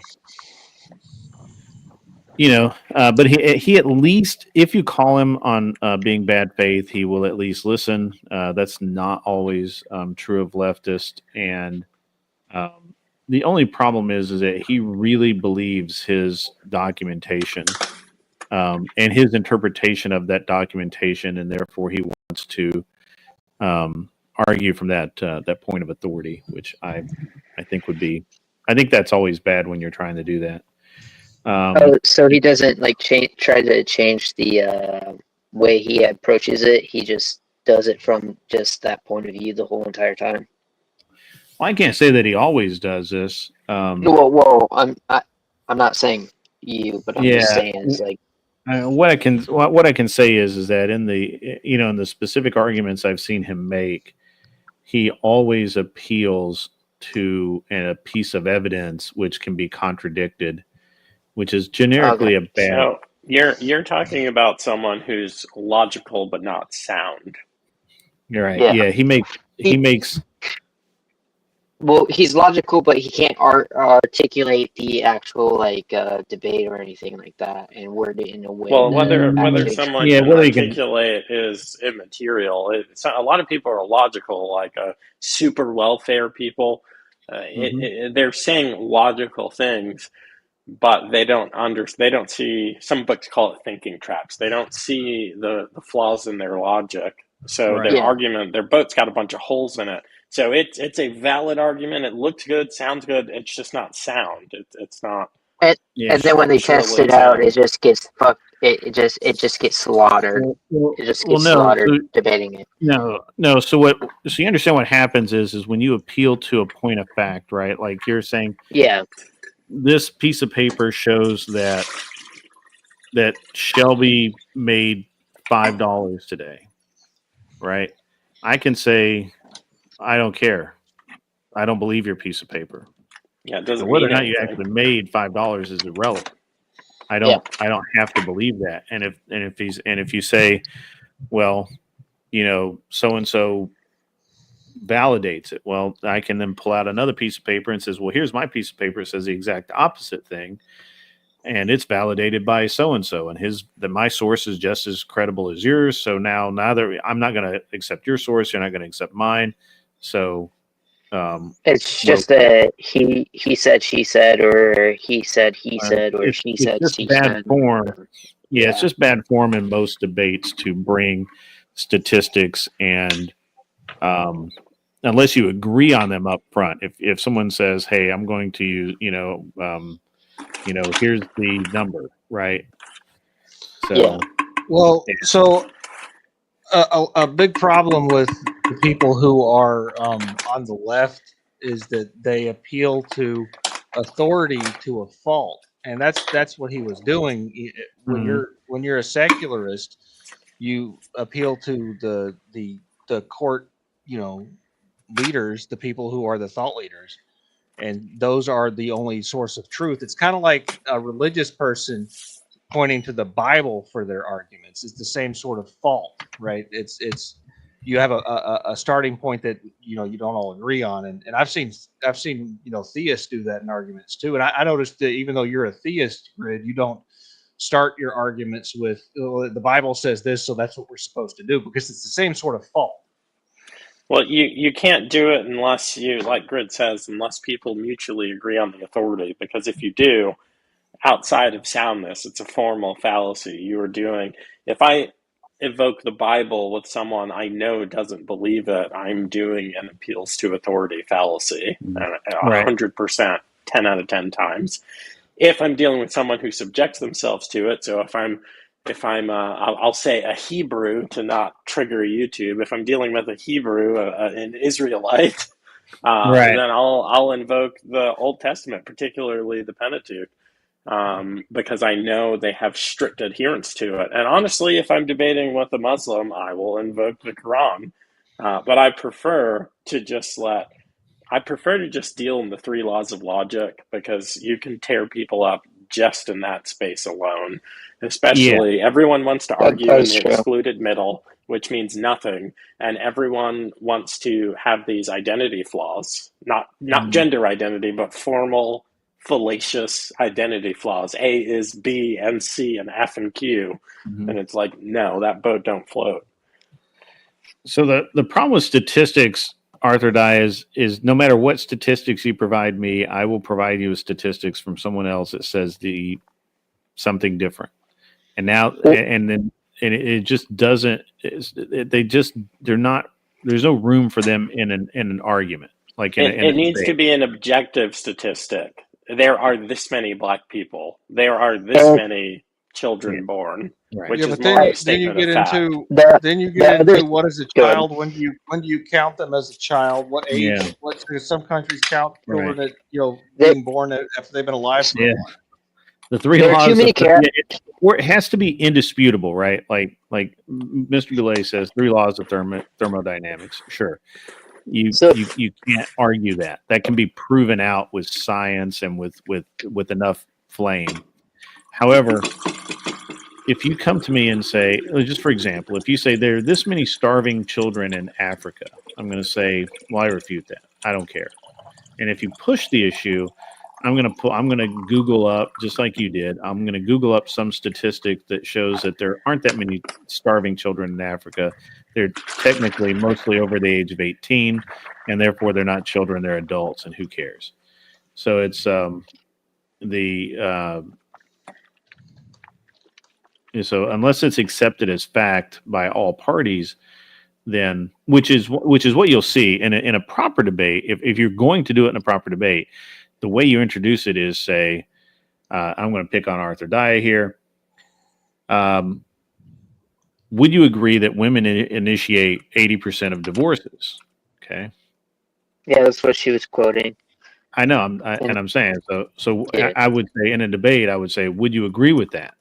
And if someone says, well, no, I wouldn't, I would say, okay, can you show me show me why you don't agree with that?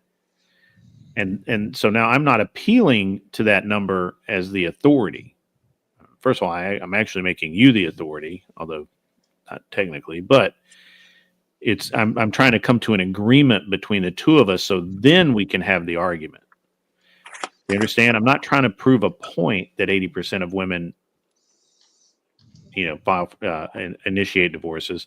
I'm trying to get to a point where you and I, if we're having a debate, can have a meaningful conversation about it from the same point of view. Because what happens is if you don't do this, you end up talking past each other, and you're both kind of maybe saying the same thing, or maybe you're really in disagreement, but you're not addressing the actual disagreement. Well, if you have the data that says that number is 80%, and Sure. you believe that data, and then the Mhm. other person doesn't, we're using Arthur Dye in this case, and you ask that question, I think that's a valid question. Well, okay, if you don't believe that, why do you not believe that? I think understanding that why, like, how can you go any further without that?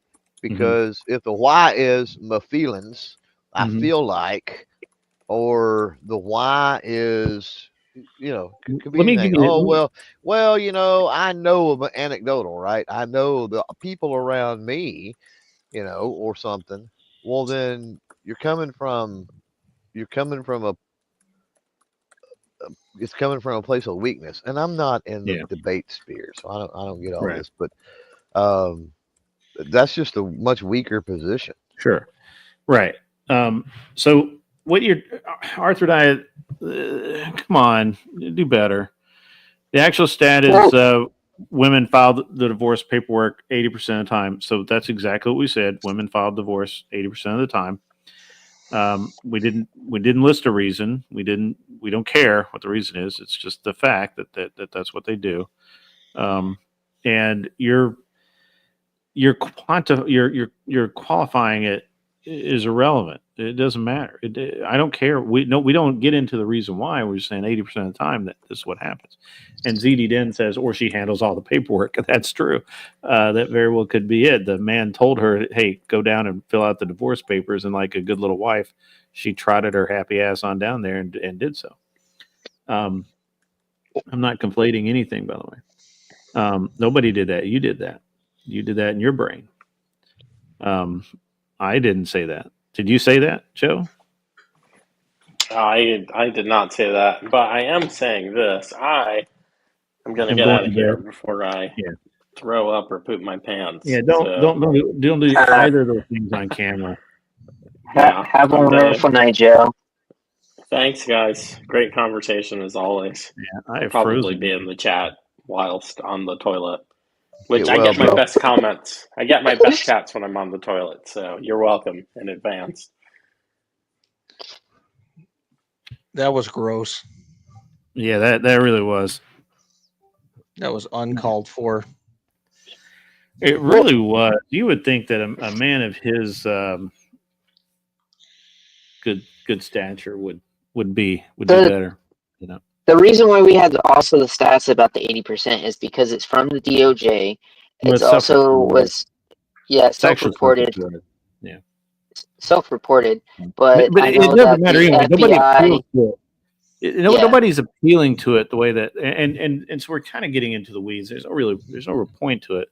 So the thing that we're talking about with in these specific debates is something like, well, I have this email that has a quote that, for example, Eastman asked Pence to commit another violation or something like that, and to delay the. I don't know what's going on with my camera, man. I think it's a bad cable, to be honest with you. I said it might be a cable from the. That's what it acts like. Yeah, but this is where it just it freezes. Is it like disconnects and connects? Before I had perfect picture on my screen, but it wasn't streaming out. So this It could time be it your freezes. output cable, to be honest. I don't have an output cable. I don't. Yeah, Cable or connection. Yeah. yeah. Yeah. It's just It might be the Wi-Fi connection. yeah. Talk Studio is just very it's very resource heavy. So anyway, but so in a specific case of what I'm talking, well, I'm just using one of the specific cases, but so if you say something like, I'm going to point to this specific piece of paper, this piece of evidence, and it's kind of you have to read between the lines that Eastman is asking Pence to violate the law and do something illegal by delaying certifying the election for 10 days, just basically adjourn, right, for 10 days. Yeah. And which was within his power. The Electoral College Act, and I'm still looking into it because everyone keeps acting like that is like a criminal code, but near as I can tell is simply procedure. So there's no criminal. It doesn't carry a criminal weight. I need to look into it further because I can't find anything. Electoral college basically just means that when they do what is it called? Well, they certify the election is what they do. So, Yeah. So, but well, I can't remember what it's called. It's because they add in all the population. It's just a population count. Yeah. Right, And but what that has nothing happens to do is with.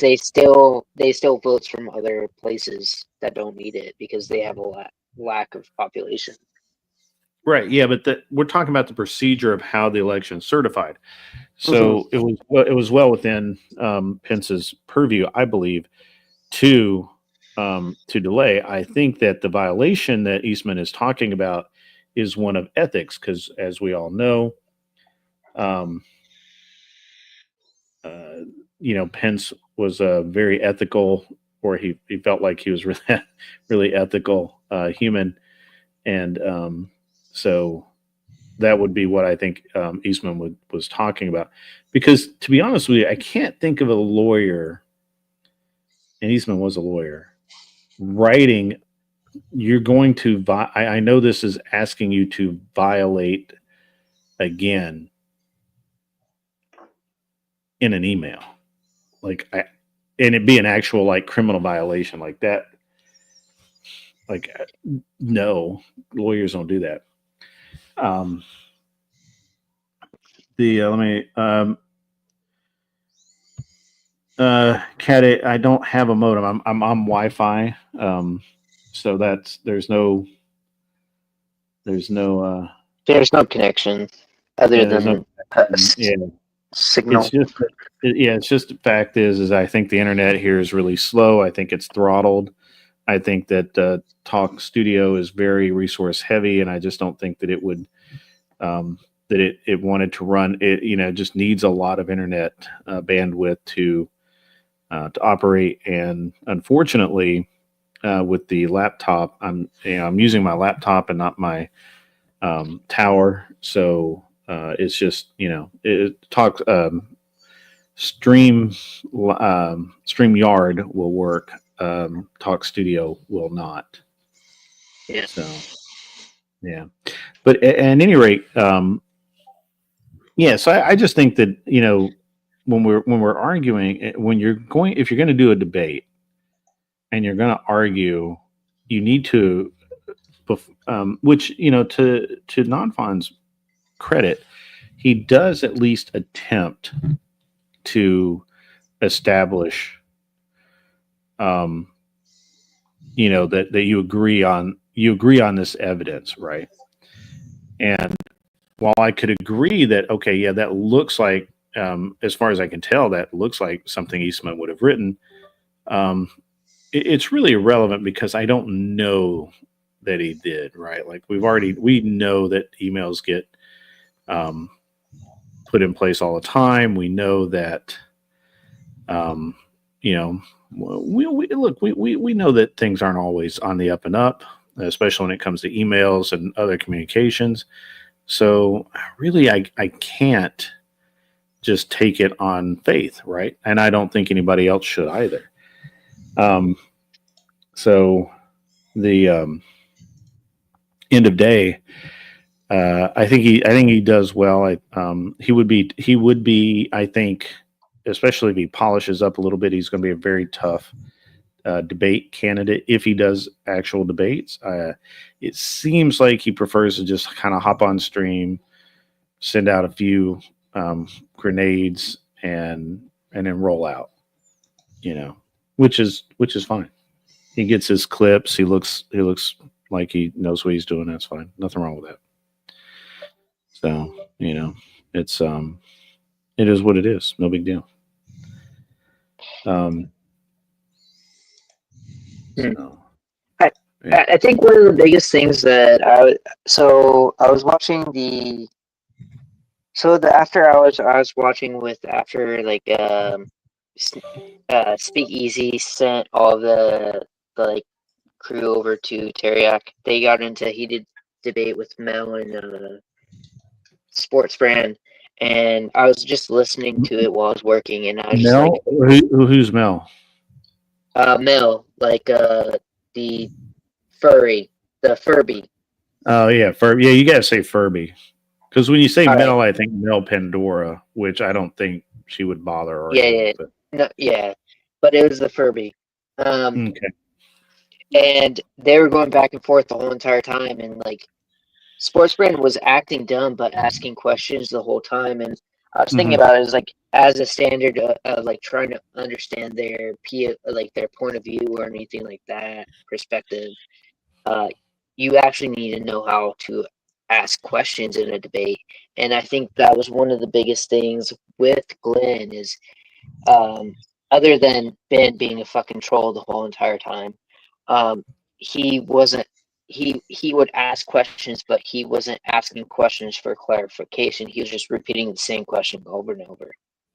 He did it. And He did it to confound. He was doing it. He was doing it as a tactic to confuse the situation and not add clarity. Yeah, I know, and it's one of those things where he is telling Teriak was telling us is like he is supposed to come in as a dumbass or anything like that, so he has to specify questions. And I was thinking about it. It's kind of a good tactic if you already have a plan set up of how the debate should go, and then how to clarify during those during the times that you can get misled or anything like that. Like I need you to clarify blah blah or some shit. So yeah. But the whole Mel and Sports Brand, Furby and Sports Brand, it was good because you see Sports Brand literally asking questions to get the point of view from Mel to him so that he can understand it and then dissect it, go hard into it, and then slowly come back to it. Like, yeah. So it was kind of interesting to like listen to and like see at the same time while I was at work. Yeah, I mean, I obviously wasn't there because I was busy. But if you, I don't know, man. I think that there's one of the things that is a problem we can't get away from is um, Destiny and his DGGers have a canned sort of debate profile that if you follow it, you in theory should be able to, um, defeat, I guess, your average conservative debater. And the problem with canned debates is, a debate is a lot like a boxing match. Yeah. Everybody has a plan until you get punched in the face. And so you need to really be able to, you need to be able to kind of think on your feet and do something other than just repeat the same thing 20,000 times. Yeah. And it's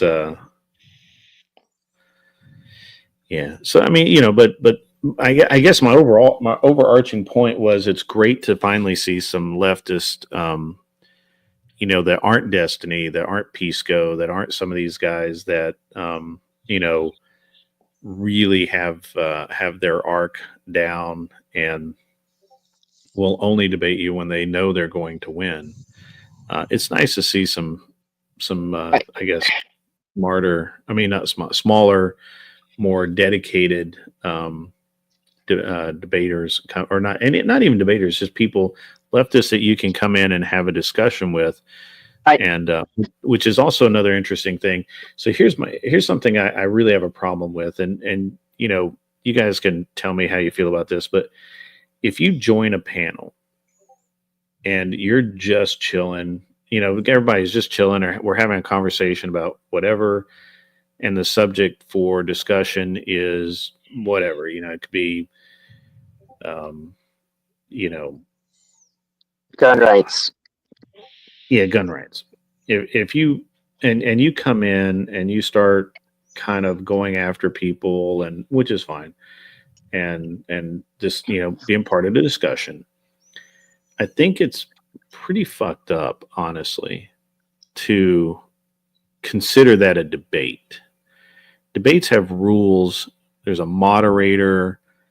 There's a format that you follow, and so the reality is I think that you have to really have a solid um, a solid setup, pregame, I guess, before you do the before you go around calling things a debate. And what I see a lot of leftists do is, oh, I won this debate with this right wing guy, right? Yeah. And then and when all you did was join a panel, and you're part of a discussion, right? And now, like, so I did have a debate with Andrew, and we on Glenn's channel, where I think it's still up, where you can go, well, no, because it was over 12 hours. I have it. Someone sent it to me in pieces. I need to stitch it back together. And when that happens, you should send it to me, because I'd actually like to see the grid. Yeah. Well, I'll post it, but it was a really good. It was a debate where Andrew and I said, okay, we're going to debate this, and we didn't have a moderator. I guess sort of Glenn was, but other than that, it was an actual mini debate, and it was Andrew put out his argument, I put out my argument. We went forth from there. So that's but again, I don't think that I think if you're coming on a panel, and unless you say, hey, I'm going to debate this topic with you, and the guy says, yeah, okay, let's do it, even as an informal debate, I think that's fine. But just to come up and say, hey, we're going to have this discussion is pretty irrelevant. Wahoo, I would have Nala on the panel if for no other reason, just to like treat her like Andrew did. Like Andrew was really like, he was rough to Nala. Rough. And even worse to her boyfriend or husband, whatever. That guy's a saint. He going out there and cleaning up the scum of the earth and bringing it into a house and giving it respect. That's tough work right there. Dude, I only saw a couple of minutes of that, and that dude is the ultimate white knight. And I, it is shocking the amount of white knighting that he had going on. Shocking. Dude seems cool. He seems cool, but I think he's just, his wires are crossed. Like, to be honest, like, dude, he's thinking with his Johnson. What do you? There's no wires. No, I don't think he's thinking at all, to be honest. Yeah, he's thinking with a Johnson. That's the same thing. You're not wrong, but I'm just saying he's not thinking at all. I think we put Clover Tack to sleep. I think Clover Tack's like, I'm hiding. I'm going to sit here and we'll pull my. I can No, hear but I snoring from here. honestly, so I could give two fucks. I don't care, right? Yeah, Like, fuck him and fuck her, and I could. dude. I I'm don't going to care, be dude. honest with you. I don't care. In your condition, you should not fuck her. Well, this is probably true. Probably shouldn't be fucking anybody in my condition, to be honest with you. But I don't know. I In don't your know what it is. condition, I just sir. don't. It's I'll watch whatever, mainly when Andrew's on there. Yeah. And I watch from the Crucible side, and it's just the chat, and then the behind the when he's muted on their end, obviously, and so it's entertaining a lot of that. But at the end of the day, I don't give a fuck what Nala does. I don't give a shit. I don't care about none of the other chicks. All you folks that do, you get way too invested in other people's fucking lives. Like, go live your own life, man. Come on. It's interesting because I don't know anything really about Nala or her White Knight. And I don't care. That's the thing. Like, That's the funny part is I care. don't. It's so I've got funny. triggers to pull, fucking new guns to buy. Like, I got other shit to worry about. I don't. Yeah. Oh yeah, I forgot. I think the funniest thing is like when they say it's like you don't know who I am. I'm like, bitch, I don't know who anyone is. What the fuck are you talking about? I don't need to know who you are. I don't know, man. So, and then I got to get into the gun thing with Clover Tack here. But look, the whole thing was like, I don't care who they are. The actions were what were so funny because that dude was. And again, now look, I in fairness, he may have made some great points, and he may have like slammed Andrew 15 different ways at some point. He did not. But what I saw was a man who was so wrapped up in keeping her touching his PP that he didn't care about anything else. That's what I saw. That's what I'm calling it at that. He and basically what it is. Well, he's Air Force. What do you expect? No. So if you're gonna trash talk somebody's wife, I mean the husband's supposed to stand up for his wife. I didn't see much wrong. I did agree with that part. Yeah. So I do agree with that. His wife used to be a whore, and he has to accept that and the shame that goes along with it. And I think he's doing all right. I mean, I'm proud of him. I mean, he's got himself a good looking woman. Is that after you dumped in there, or is that before? So Clover Tack, I've got a rival coming. A rival? What do you mean? Oh, the mechanic. Yeah. I'm like, what? What's happening? Who's coming up? A rival. I've got a mechanic. I was like, is it Empy? I was really wanting it to be Empy. I'm trying to think of what the other. So this the rival and something else that I've agreed to rehome. I forget what it is. It doesn't matter. Fucking remember.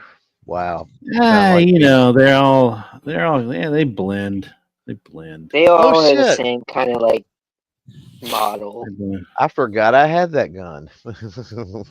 Dude, I was going through my desk drawer a few weeks ago, and I looked down in there, and there's like 4 Glocks, and I'm like, when did I have 4 Glocks? When did that happen? I don't remember. All right. I can't wait to get sick. I had that the other day, but I don't remember what it was. I was in there and I seen something, and I was like, "Holy shit!" Like I haven't even thought about that gun in years, or totally forgot I had it. I don't even. Oh, it's a Jericho 2. That's what a Jericho 2, a rival and a Jericho 2. Yeah, the baby Desert Eagle. Yeah, the baby Deagle. You should just get rid of that. Yeah. So I had an original one. I had the. I've got an IMI. Yeah. What? You should have kept the OG. It's a collector's item now. Well, my brother has it. I can get it back, but Cowboy Bebop, just baby. Go punch your brother. Go punch your brother or take it. I never really shot that gun. I didn't really care that much for it. but I don't know the new one, the new Deagle Enhanced? 2. The new Enhanced. enhanced is pretty Yeah. wicked. Ooh, I It's like a it. pretty cool. I It's did- pretty cool. I had a check gun that I didn't like that much, and I didn't shoot it that much, and it was one of those things that I never actually like. I was just like, this What is was just it? something I'll Check use. Was it CK or GK? Dude, I can't remember right now. I can't remember CZ? the check note.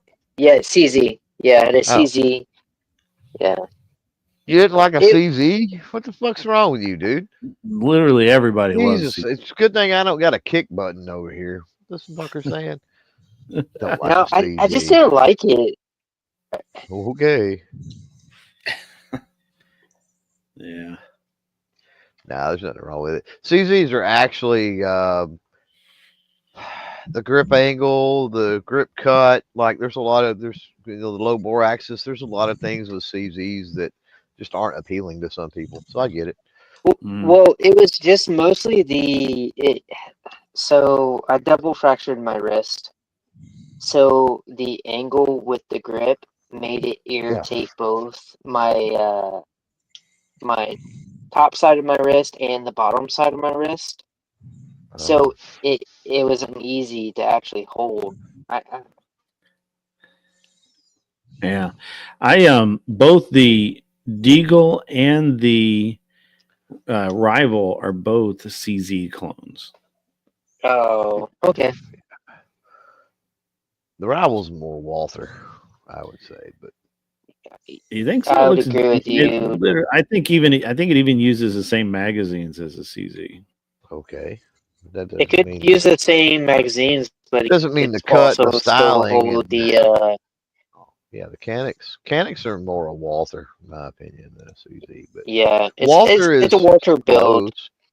Walther's adjacent, though. I would say Walther is more like a CZ than it is anything else. Than a Sig Walther is and kind of HK, man. Sig is even kind of CZ-ish in a way. Walther and HK, man. That's where it's at. They even use the same stupid mag release thing. The paddle release. Walther had a paddle release in forever. No, they use the grip. I mean the not grip. The crap. The I can't think of what it's called. I'm tired. I'm zoning out here. Mag release on the trigger guard.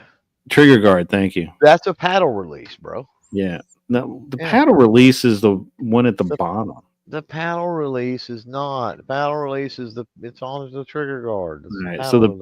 So that's a paddle heel. release. You're talking about a heel down at the magazine. Yeah, you're right. That's you're heel right. release. Heel release. Yeah. Don't argue guns with me, Grid. Fuck, you're gonna take the L, bro. Late too. It's too late too. You're gonna take the L. Tell you. But I have the HK, and I had a Walther. I forget which one.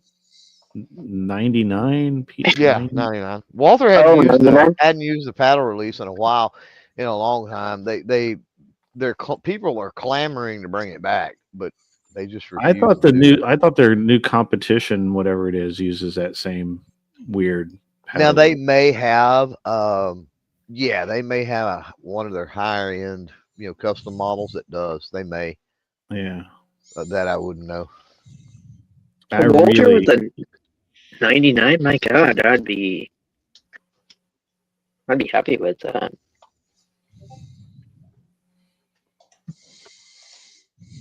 Yeah, the Walther.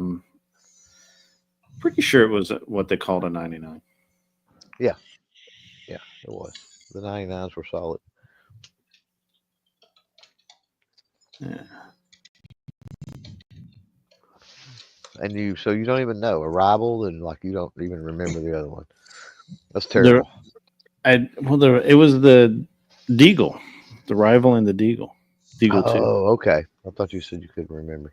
He had the OG Deagle. That's what he was saying. So you said you had to rehome. What's the story behind that? Like, had a buddy that needed some money or something? So I got this kid into competition shooting about 4 years ago, 5 years ago, something like that, and he's winning a lot. Uh-huh. And so he has like a room full of guns that he's pulled off prize tables. Uh, And I'm like, hey Oh, man, if you get nice. something cool, let me know. I may buy it off of you, you know. And yeah. so when their travel fund gets low, they'll call me up and they'll be like, hey, I got a Keltec KSG, and I'm like, eh. And then I'll be like, he was like, I got this Deagle too, and of course it's not a competition gun, so you know the so they're not interested in it, and so I'm like, I'll take a look at it and I'll probably buy it from you. And the rival is just a competition buddy of mine who bought it, did a metric assload of work to it as he always does. He's got the Powder Smith trigger in it. He's got all the mags. He's got pretty much everything ready to go. And it's set up. It's set up for like USPSA or Steel Challenge or something. And he called me up and he's like, yeah, I'm gonna get rid of it. I'm like, okay, Yeah. I'll buy it. I'll take that for $20. Yeah, if the price is right, who cares? Yeah, it's a little bit Yeah. more. So- Than No, So, I was Shelby- making a joke. So Shelby, if you're not a CZ guy, where do you fall? What's your So I'm flavor? looking forward to. Well, we talked about this earlier. I wanted to get a SIG or a HK UPS. I didn't really want a 45. I USB? wanted a 9mm. Yeah. By the way, the because HKS, like the HKS USP is. I mean, are they still in production, or they release a new model? yeah, or they're something? still. Yeah. The model's still kind of the same. They haven't really updated it in the last couple of years. I know they updated It's been last around time. a long time. I think they updated it in 2018. I'm not really positive about that, but but yeah, it's been the same since like the Tomb Raider days. Oh yeah.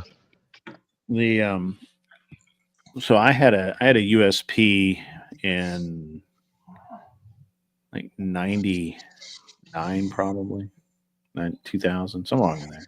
Yeah. I remember they did it when it came out. They did a test. I think Guns and Ammo did a test, or maybe it was Handgunner.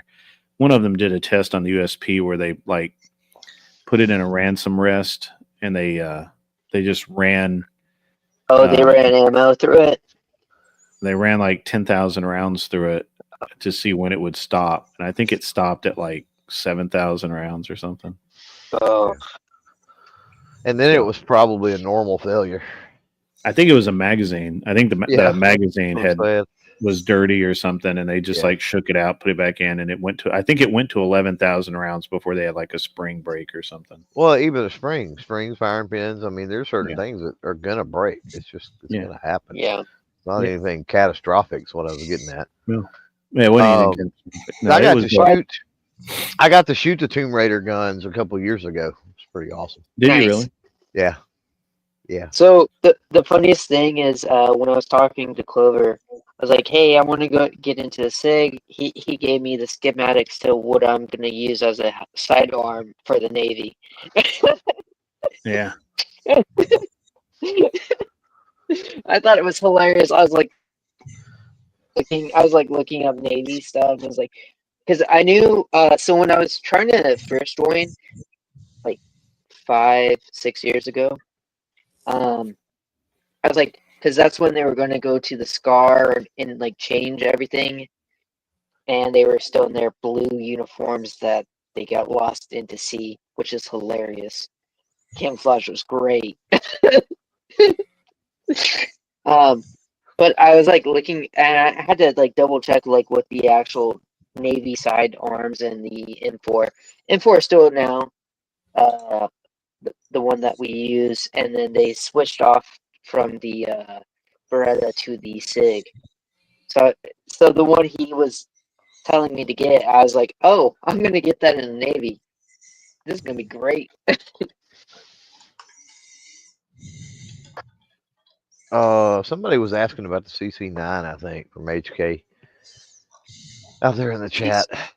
I wasn't reading chat. Very 365-ish, in my opinion. Mhm.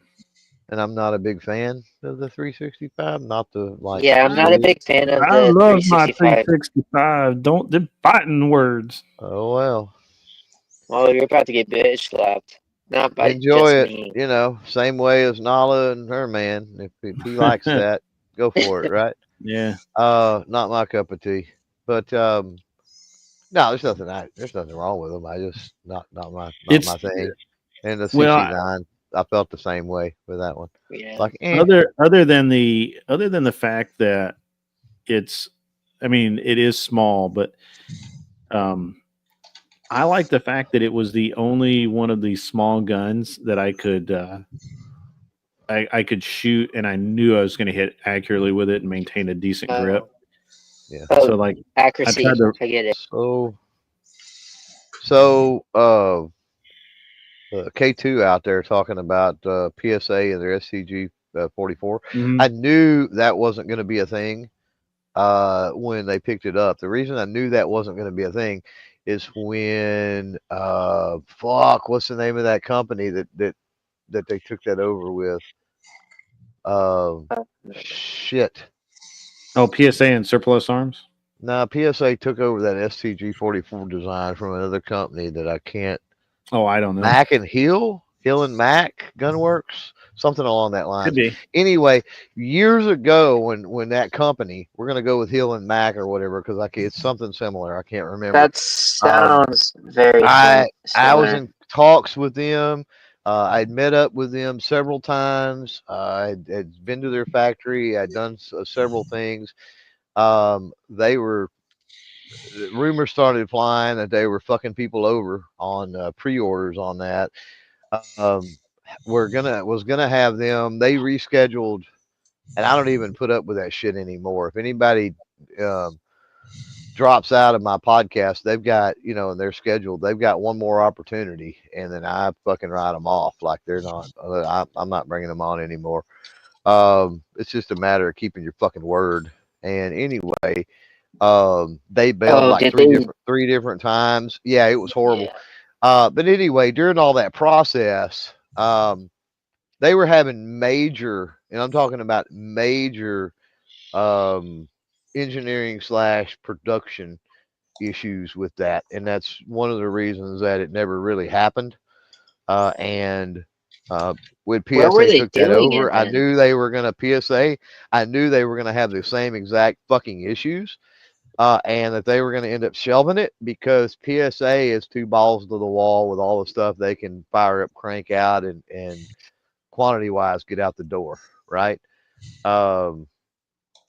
People were so excited when PSA took it over, and I'm like, yeah, they'll end up shelving that shit because it's too complicated of a task to take on for production, unfortunately. Yeah. Now, government could do it because they can waste money left, right, and center. A private, company or whatever, not really the case because they've got to turn a profit. Yeah. I used to like PSA a lot. I like them as a company better now. I'm just not sure I like their products very much. I like the people. I don't even necessarily like them as a company. Yeah. And I really don't care for their products. Is it because they got cheaper or just the quality? Well, I guess if you go cheaper, it's quality as well. So they've got their hands and just wait. They've expanded into way too much things now. Okay. Okay. But I mean, it's I'm like not. Politics, kind of. Yeah. Go. I'm not. I don't boycott or say don't buy from them or like anything like that. And I know all of them very well. Could sit here and text multiple people with them right now, as a matter of fact. But so I wish them all the best. Now, when they actually take the fucking H&R brand that they bought when Remington went flop this last time, and they do something other than building a goddamn AR, if they would take the H&R brand and actually build some H&R revolvers and bring some of that shit back, they may get me as a PSA fan. But till then, Their stuff is to me. Their stuff is like, eh. It's hard right now because I know Remington. I love Remington for like bolt action, but I know they fucking. I know the politics of what happened with Remington, and I'm just like, I can't buy Remington hadn't made a Remington. good bolt action since the 70s. I hate to tell you. Yeah. I mean, No, I know that. maybe you would get a good one in the 80s, but I mean, no. Yeah, Yeah. the And even last time I went hunting, I used a Remington Win Mag 40 Win Mag, and it was freaking awesome. Yeah, I agree with you, Clover Tech. I mean, I think it says volumes that the clones of Remington 700s bring 3 or 4 times what a good 700 does. it's a great action. There's nothing wrong with that. It's Yeah. that the production rifles, that's just the quality control just went to shit. And so when you take a good design, which the 700 design, like I said, is a good design. When you take a good design and then you do something like a Bergara or a Christensen, or you do something like that with it, it's a great fucking rifle. But the quality control is taken care of at that point. And Remington, just in the 80s, it started falling off, and they were just, and especially through the 90s and 2000s, They're just bad garbage. now. They're Yeah, fucking garbage now. I remember like 10 years ago, me and my dad were testing out a Remington. I think. Oh.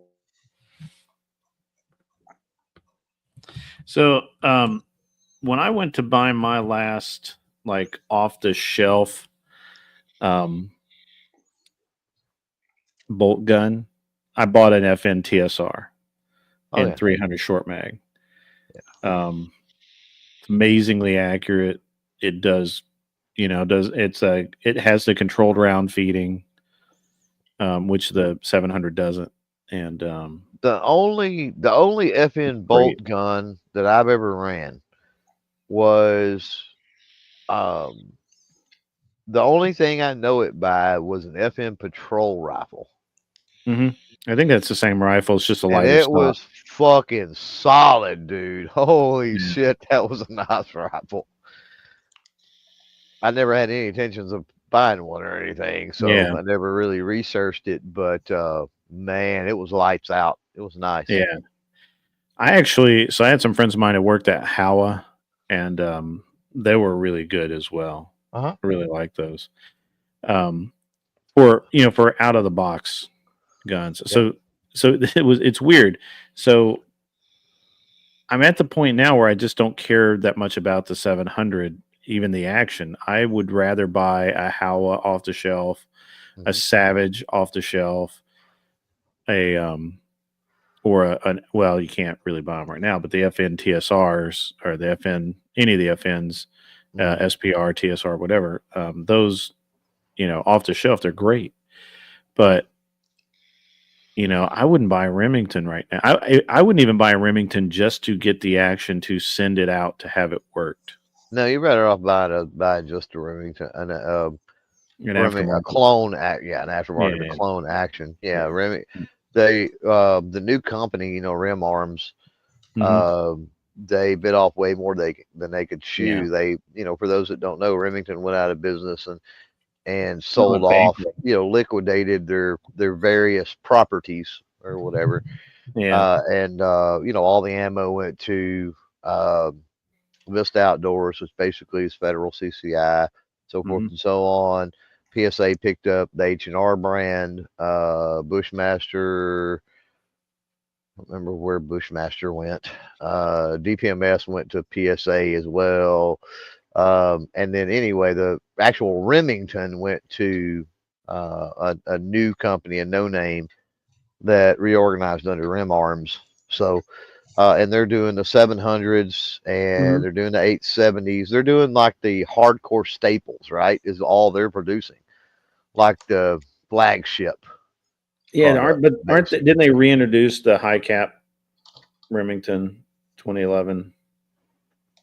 I don't know. I don't remember if they were or not. I think they have, because I think that the rumor is that because they've reintroduced them, that you can get new magazines for Rock Islands now. Like, Guys, maybe.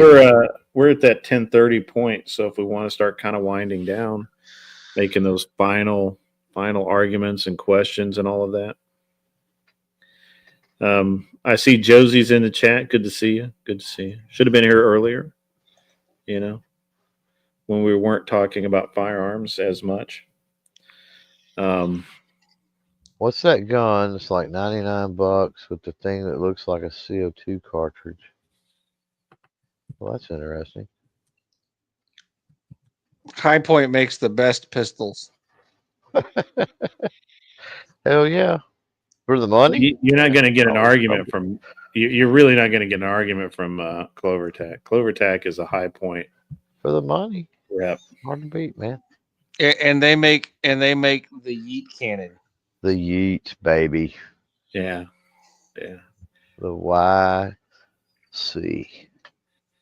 Yep. Yeah, I'm still trying to figure out this thing Josie's throwing out. $99 thing that looks like a CO2 cartridge. No. Weird. It's like a t-shirt cannon, isn't it? Maybe a t-shirt cannon or some type of paintball. Oh, have you seen the it's not a ping pong ball launcher, it's a Those are cool though. Or golf ball launchers are cool. yeah, no, it's a soda can launcher. Oh yeah, the cannons. Yeah, Yeah, that's Yeah. what I'm talking those about. are fun, man. Those are so much That's fun. what I'm talking about. I mean, but man, soda's fucking expensive. That's the only problem. Like, Right. That's the cheaper. truth. You're cheaper just getting something regular, putting ammo through it. Because holy shit, a 12-pack of even like Shasta now is $5 or something. Yeah. So Yeah, CloverTac, what do you? Any predictions for the just as we kind of wind down? Any predictions for between now and the inauguration? Anything you want to call it now? Call it now. So in 2 weeks, 3 weeks, we can look back and say, Man, you were so wrong. I've got this sneaking suspicion, just the way that it seems like Dems are turning on Joe, and that they didn't get the first, female multiracial president, that there'll be some type of thing that puts her in office for 2 months, just to I think that's gonna solidify the happen. history books. I think it's gonna happen. And I will probably be proven wrong. So I mean, I take that as a prediction or not, or what. I'm not saying it I either hear way, that but same thought. Well, it's just something just doesn't sit technically, if you think about it, she has already been technically president because she was actually president when what surgery did Biden Yeah, but the get? history books won't reflect that. Yeah, I know. But the thing is, technically, she has been president. It was acting, but I do have a feeling that this week or next week that there's going to probably be a signing of a document to actually kick Joe out of office, and then she's going to take over for the next 2 months until. Yeah. Yeah, But I do have a feeling that something is going to happen before then for Trump, and I don't want that. I have a feeling about it though. He does have A1 Homeland Secure, or not Homeland, Secret Service, but I still have a feeling something's gonna happen from now until inauguration. That's my biggest feeling that's gonna happen. There's something that's gonna happen. Yeah. From here to then. Well, on the 2A front, and that's mainly where I'm plugged in for obvious reasons. Yeah. They've been fucking slapped down by the courts on any type of executive branch related actions that they could possibly do.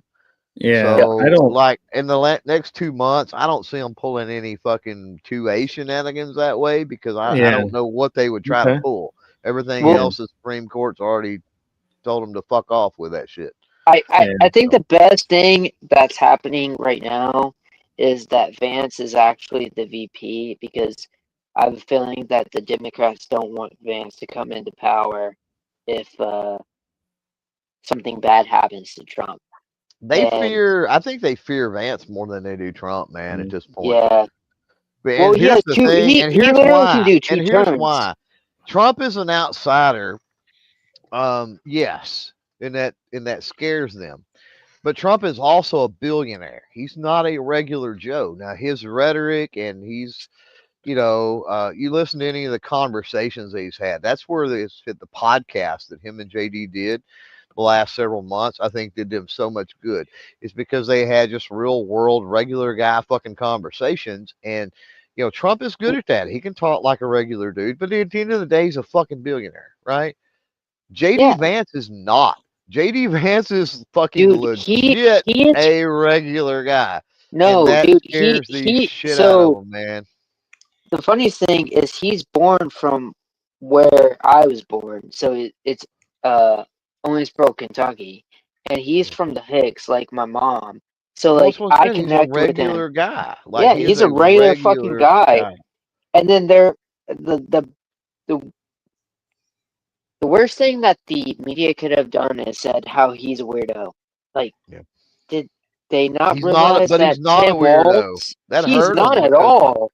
he is a regular. That's what I said. He is not a Yeah. And weirdo. He couldn't yeah, be further So, from it. He's a regular guy. so to answer your question, Grid, that you asked, Yes, what thank to you, Queer expect? for Beer, coming in. Yeah. So I'm gonna say that over the next few years, not just the next few months, over the next few years, the Democrats are gonna do what you're supposed to do in politics when you lose the popular vote, and that is adopt the no. positions of the opposition party, so that the next time you run up against them in an I, election, you can basically assume the issues that they have. They'll triangulate to the positions that were popular, and you won't be able to see as much of a difference on some issues between the right and the left, and it will confuse the voters.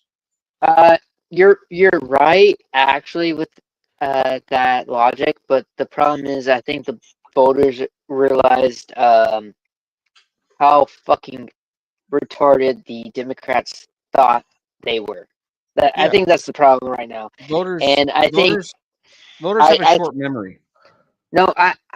I think True. this woken up most of a lot of people. If you look at the actual like results from everything, yeah, black women, yeah, Democrats will like.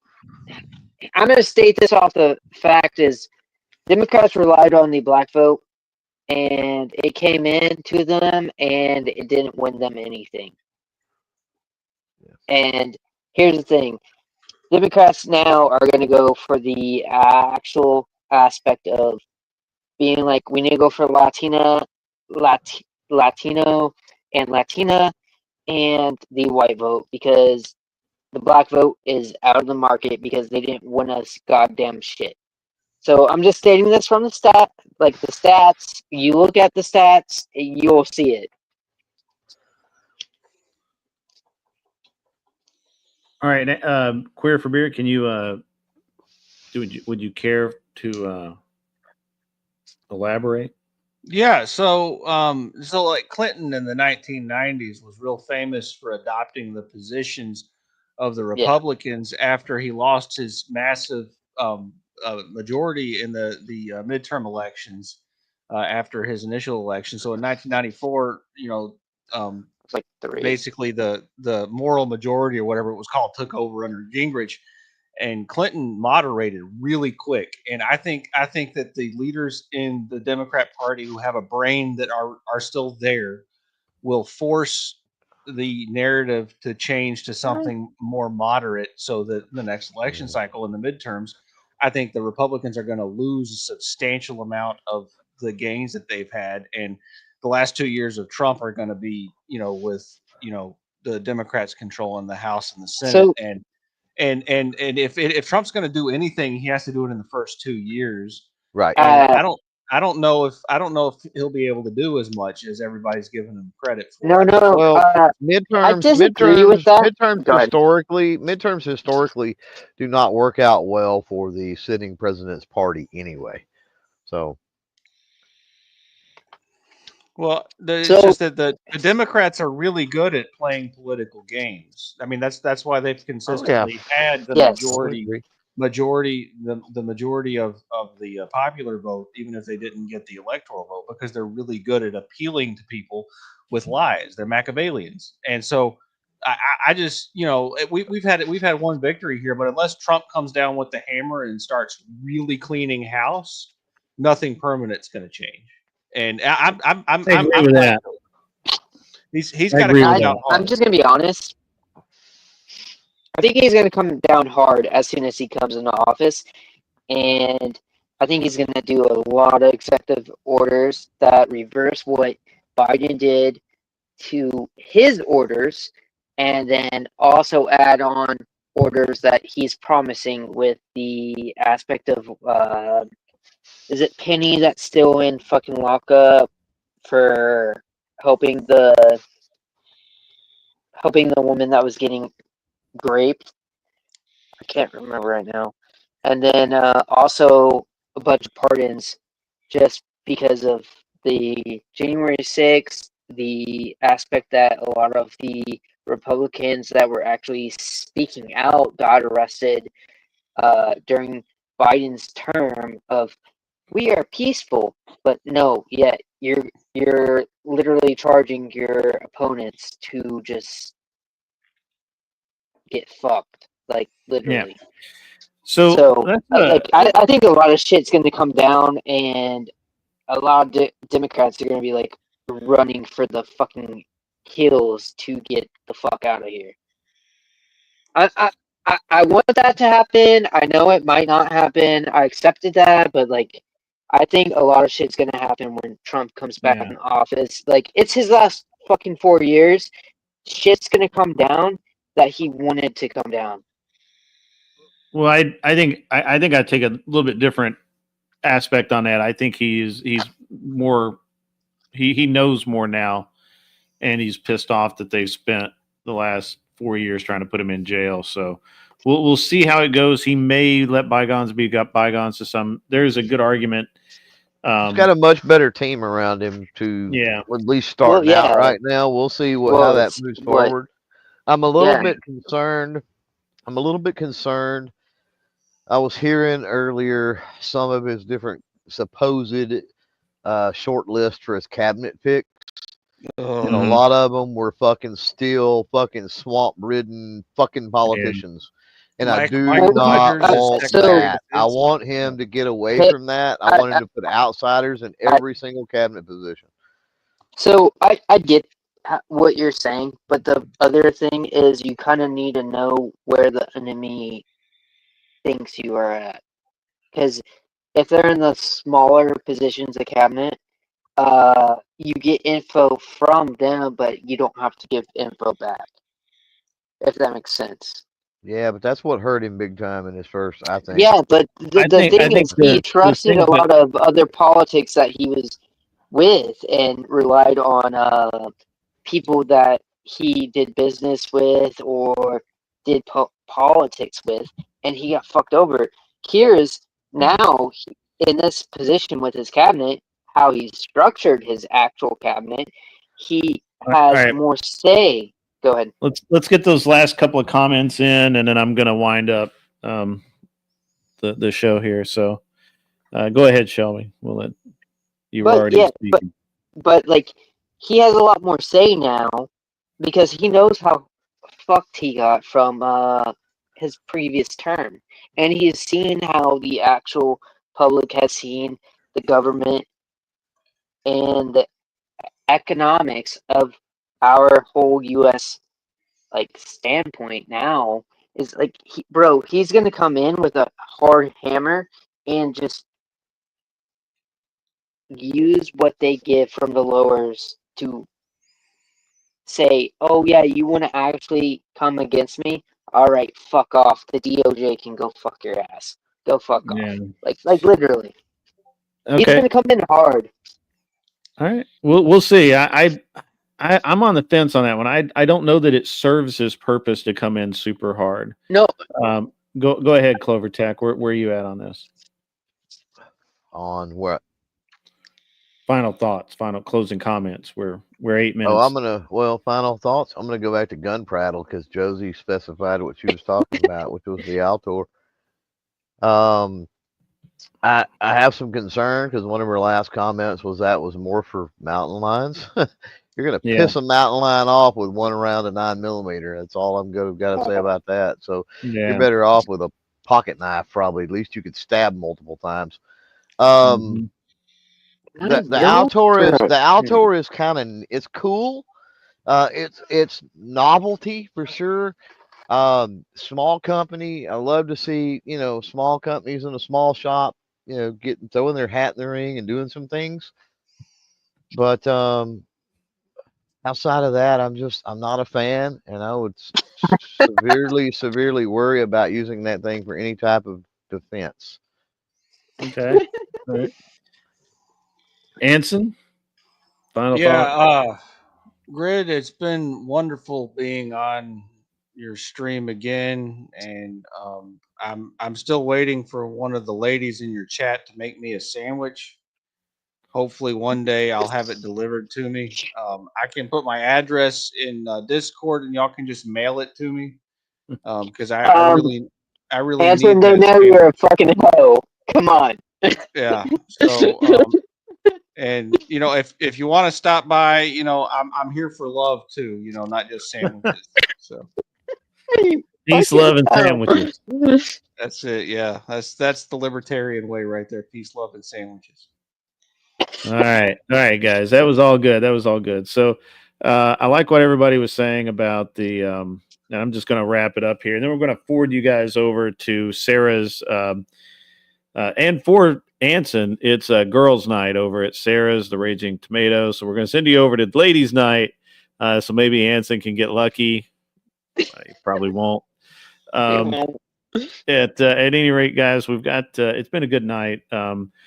So I'm on the fence about whether Trump's going to go in hardcore and just burn everybody down, which is what I think he should do. I just don't know that that's the best path for him. And I'm not really sure. I much like Anson, I prefer the idea that he has no one, and Clover Tech as well, no Washington insiders at all. However, it may be just hard to put people in those positions right out of the gate. And hopefully over time he starts he can just replace them and get non swamp creatures in there, and start really turning this thing around. And my biggest hope is that he pushes hardcore for term limits. As a matter of fact, if I were him, day one, I would literally say that he's not signing any legislation, he's not approving any budgets, he's not doing anything until term limits are a proper term limit bill, statement, act, whatever is put out for consideration by the populace to vote on. Because the reality is, man, that is the biggest thing that's holding us back from actually draining the swamp. It's not, the president can't do it. We put that onus on him every 4 years to drain the swamp. The president cannot do that. He can only do so much. And so what we have to do is, each and every one of us, we have to push for term limits. We have to push for absolute transparency in financial transactions for our government leaders. And look, guys, every person in banking, for example, in investment, every person in banking has a FINRA certification, and all of their financial records are public information. Or, not public, but they can be found by the different branches of enforcement. And why are our congressmen exempt from that? And they really shouldn't be. So, guys, this is it's been a great stream. It's been a great week. It's been a little weird. There's been a lot of kind of just really interesting streams, interesting discussions being had all over the place. I will not be on at all tomorrow. Monday is up in the air as to whether or not I'll be on. If I can, I will be. If not, expect to see me Wednesday. I will be back in my studio on Wednesday if I'm not on Monday. And you guys, I really appreciate all the donations tonight. And we will hopefully we can continue to do that.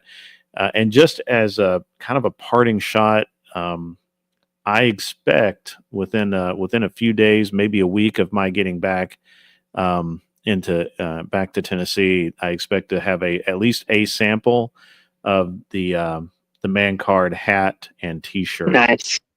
So we'll be able to get some pictures of those and start taking pre-orders. I won't take pre-orders until I have pictures. I know some people kind of wanted to do that, but I won't do that until we have at least a hard sample in my hands. And CloverTac, when I'm not about to fall asleep, we need to talk about getting the I need to talk to you about getting the patches we and can do stuff done. So Yeah, we can do that. Got to get that done. So I got you, man.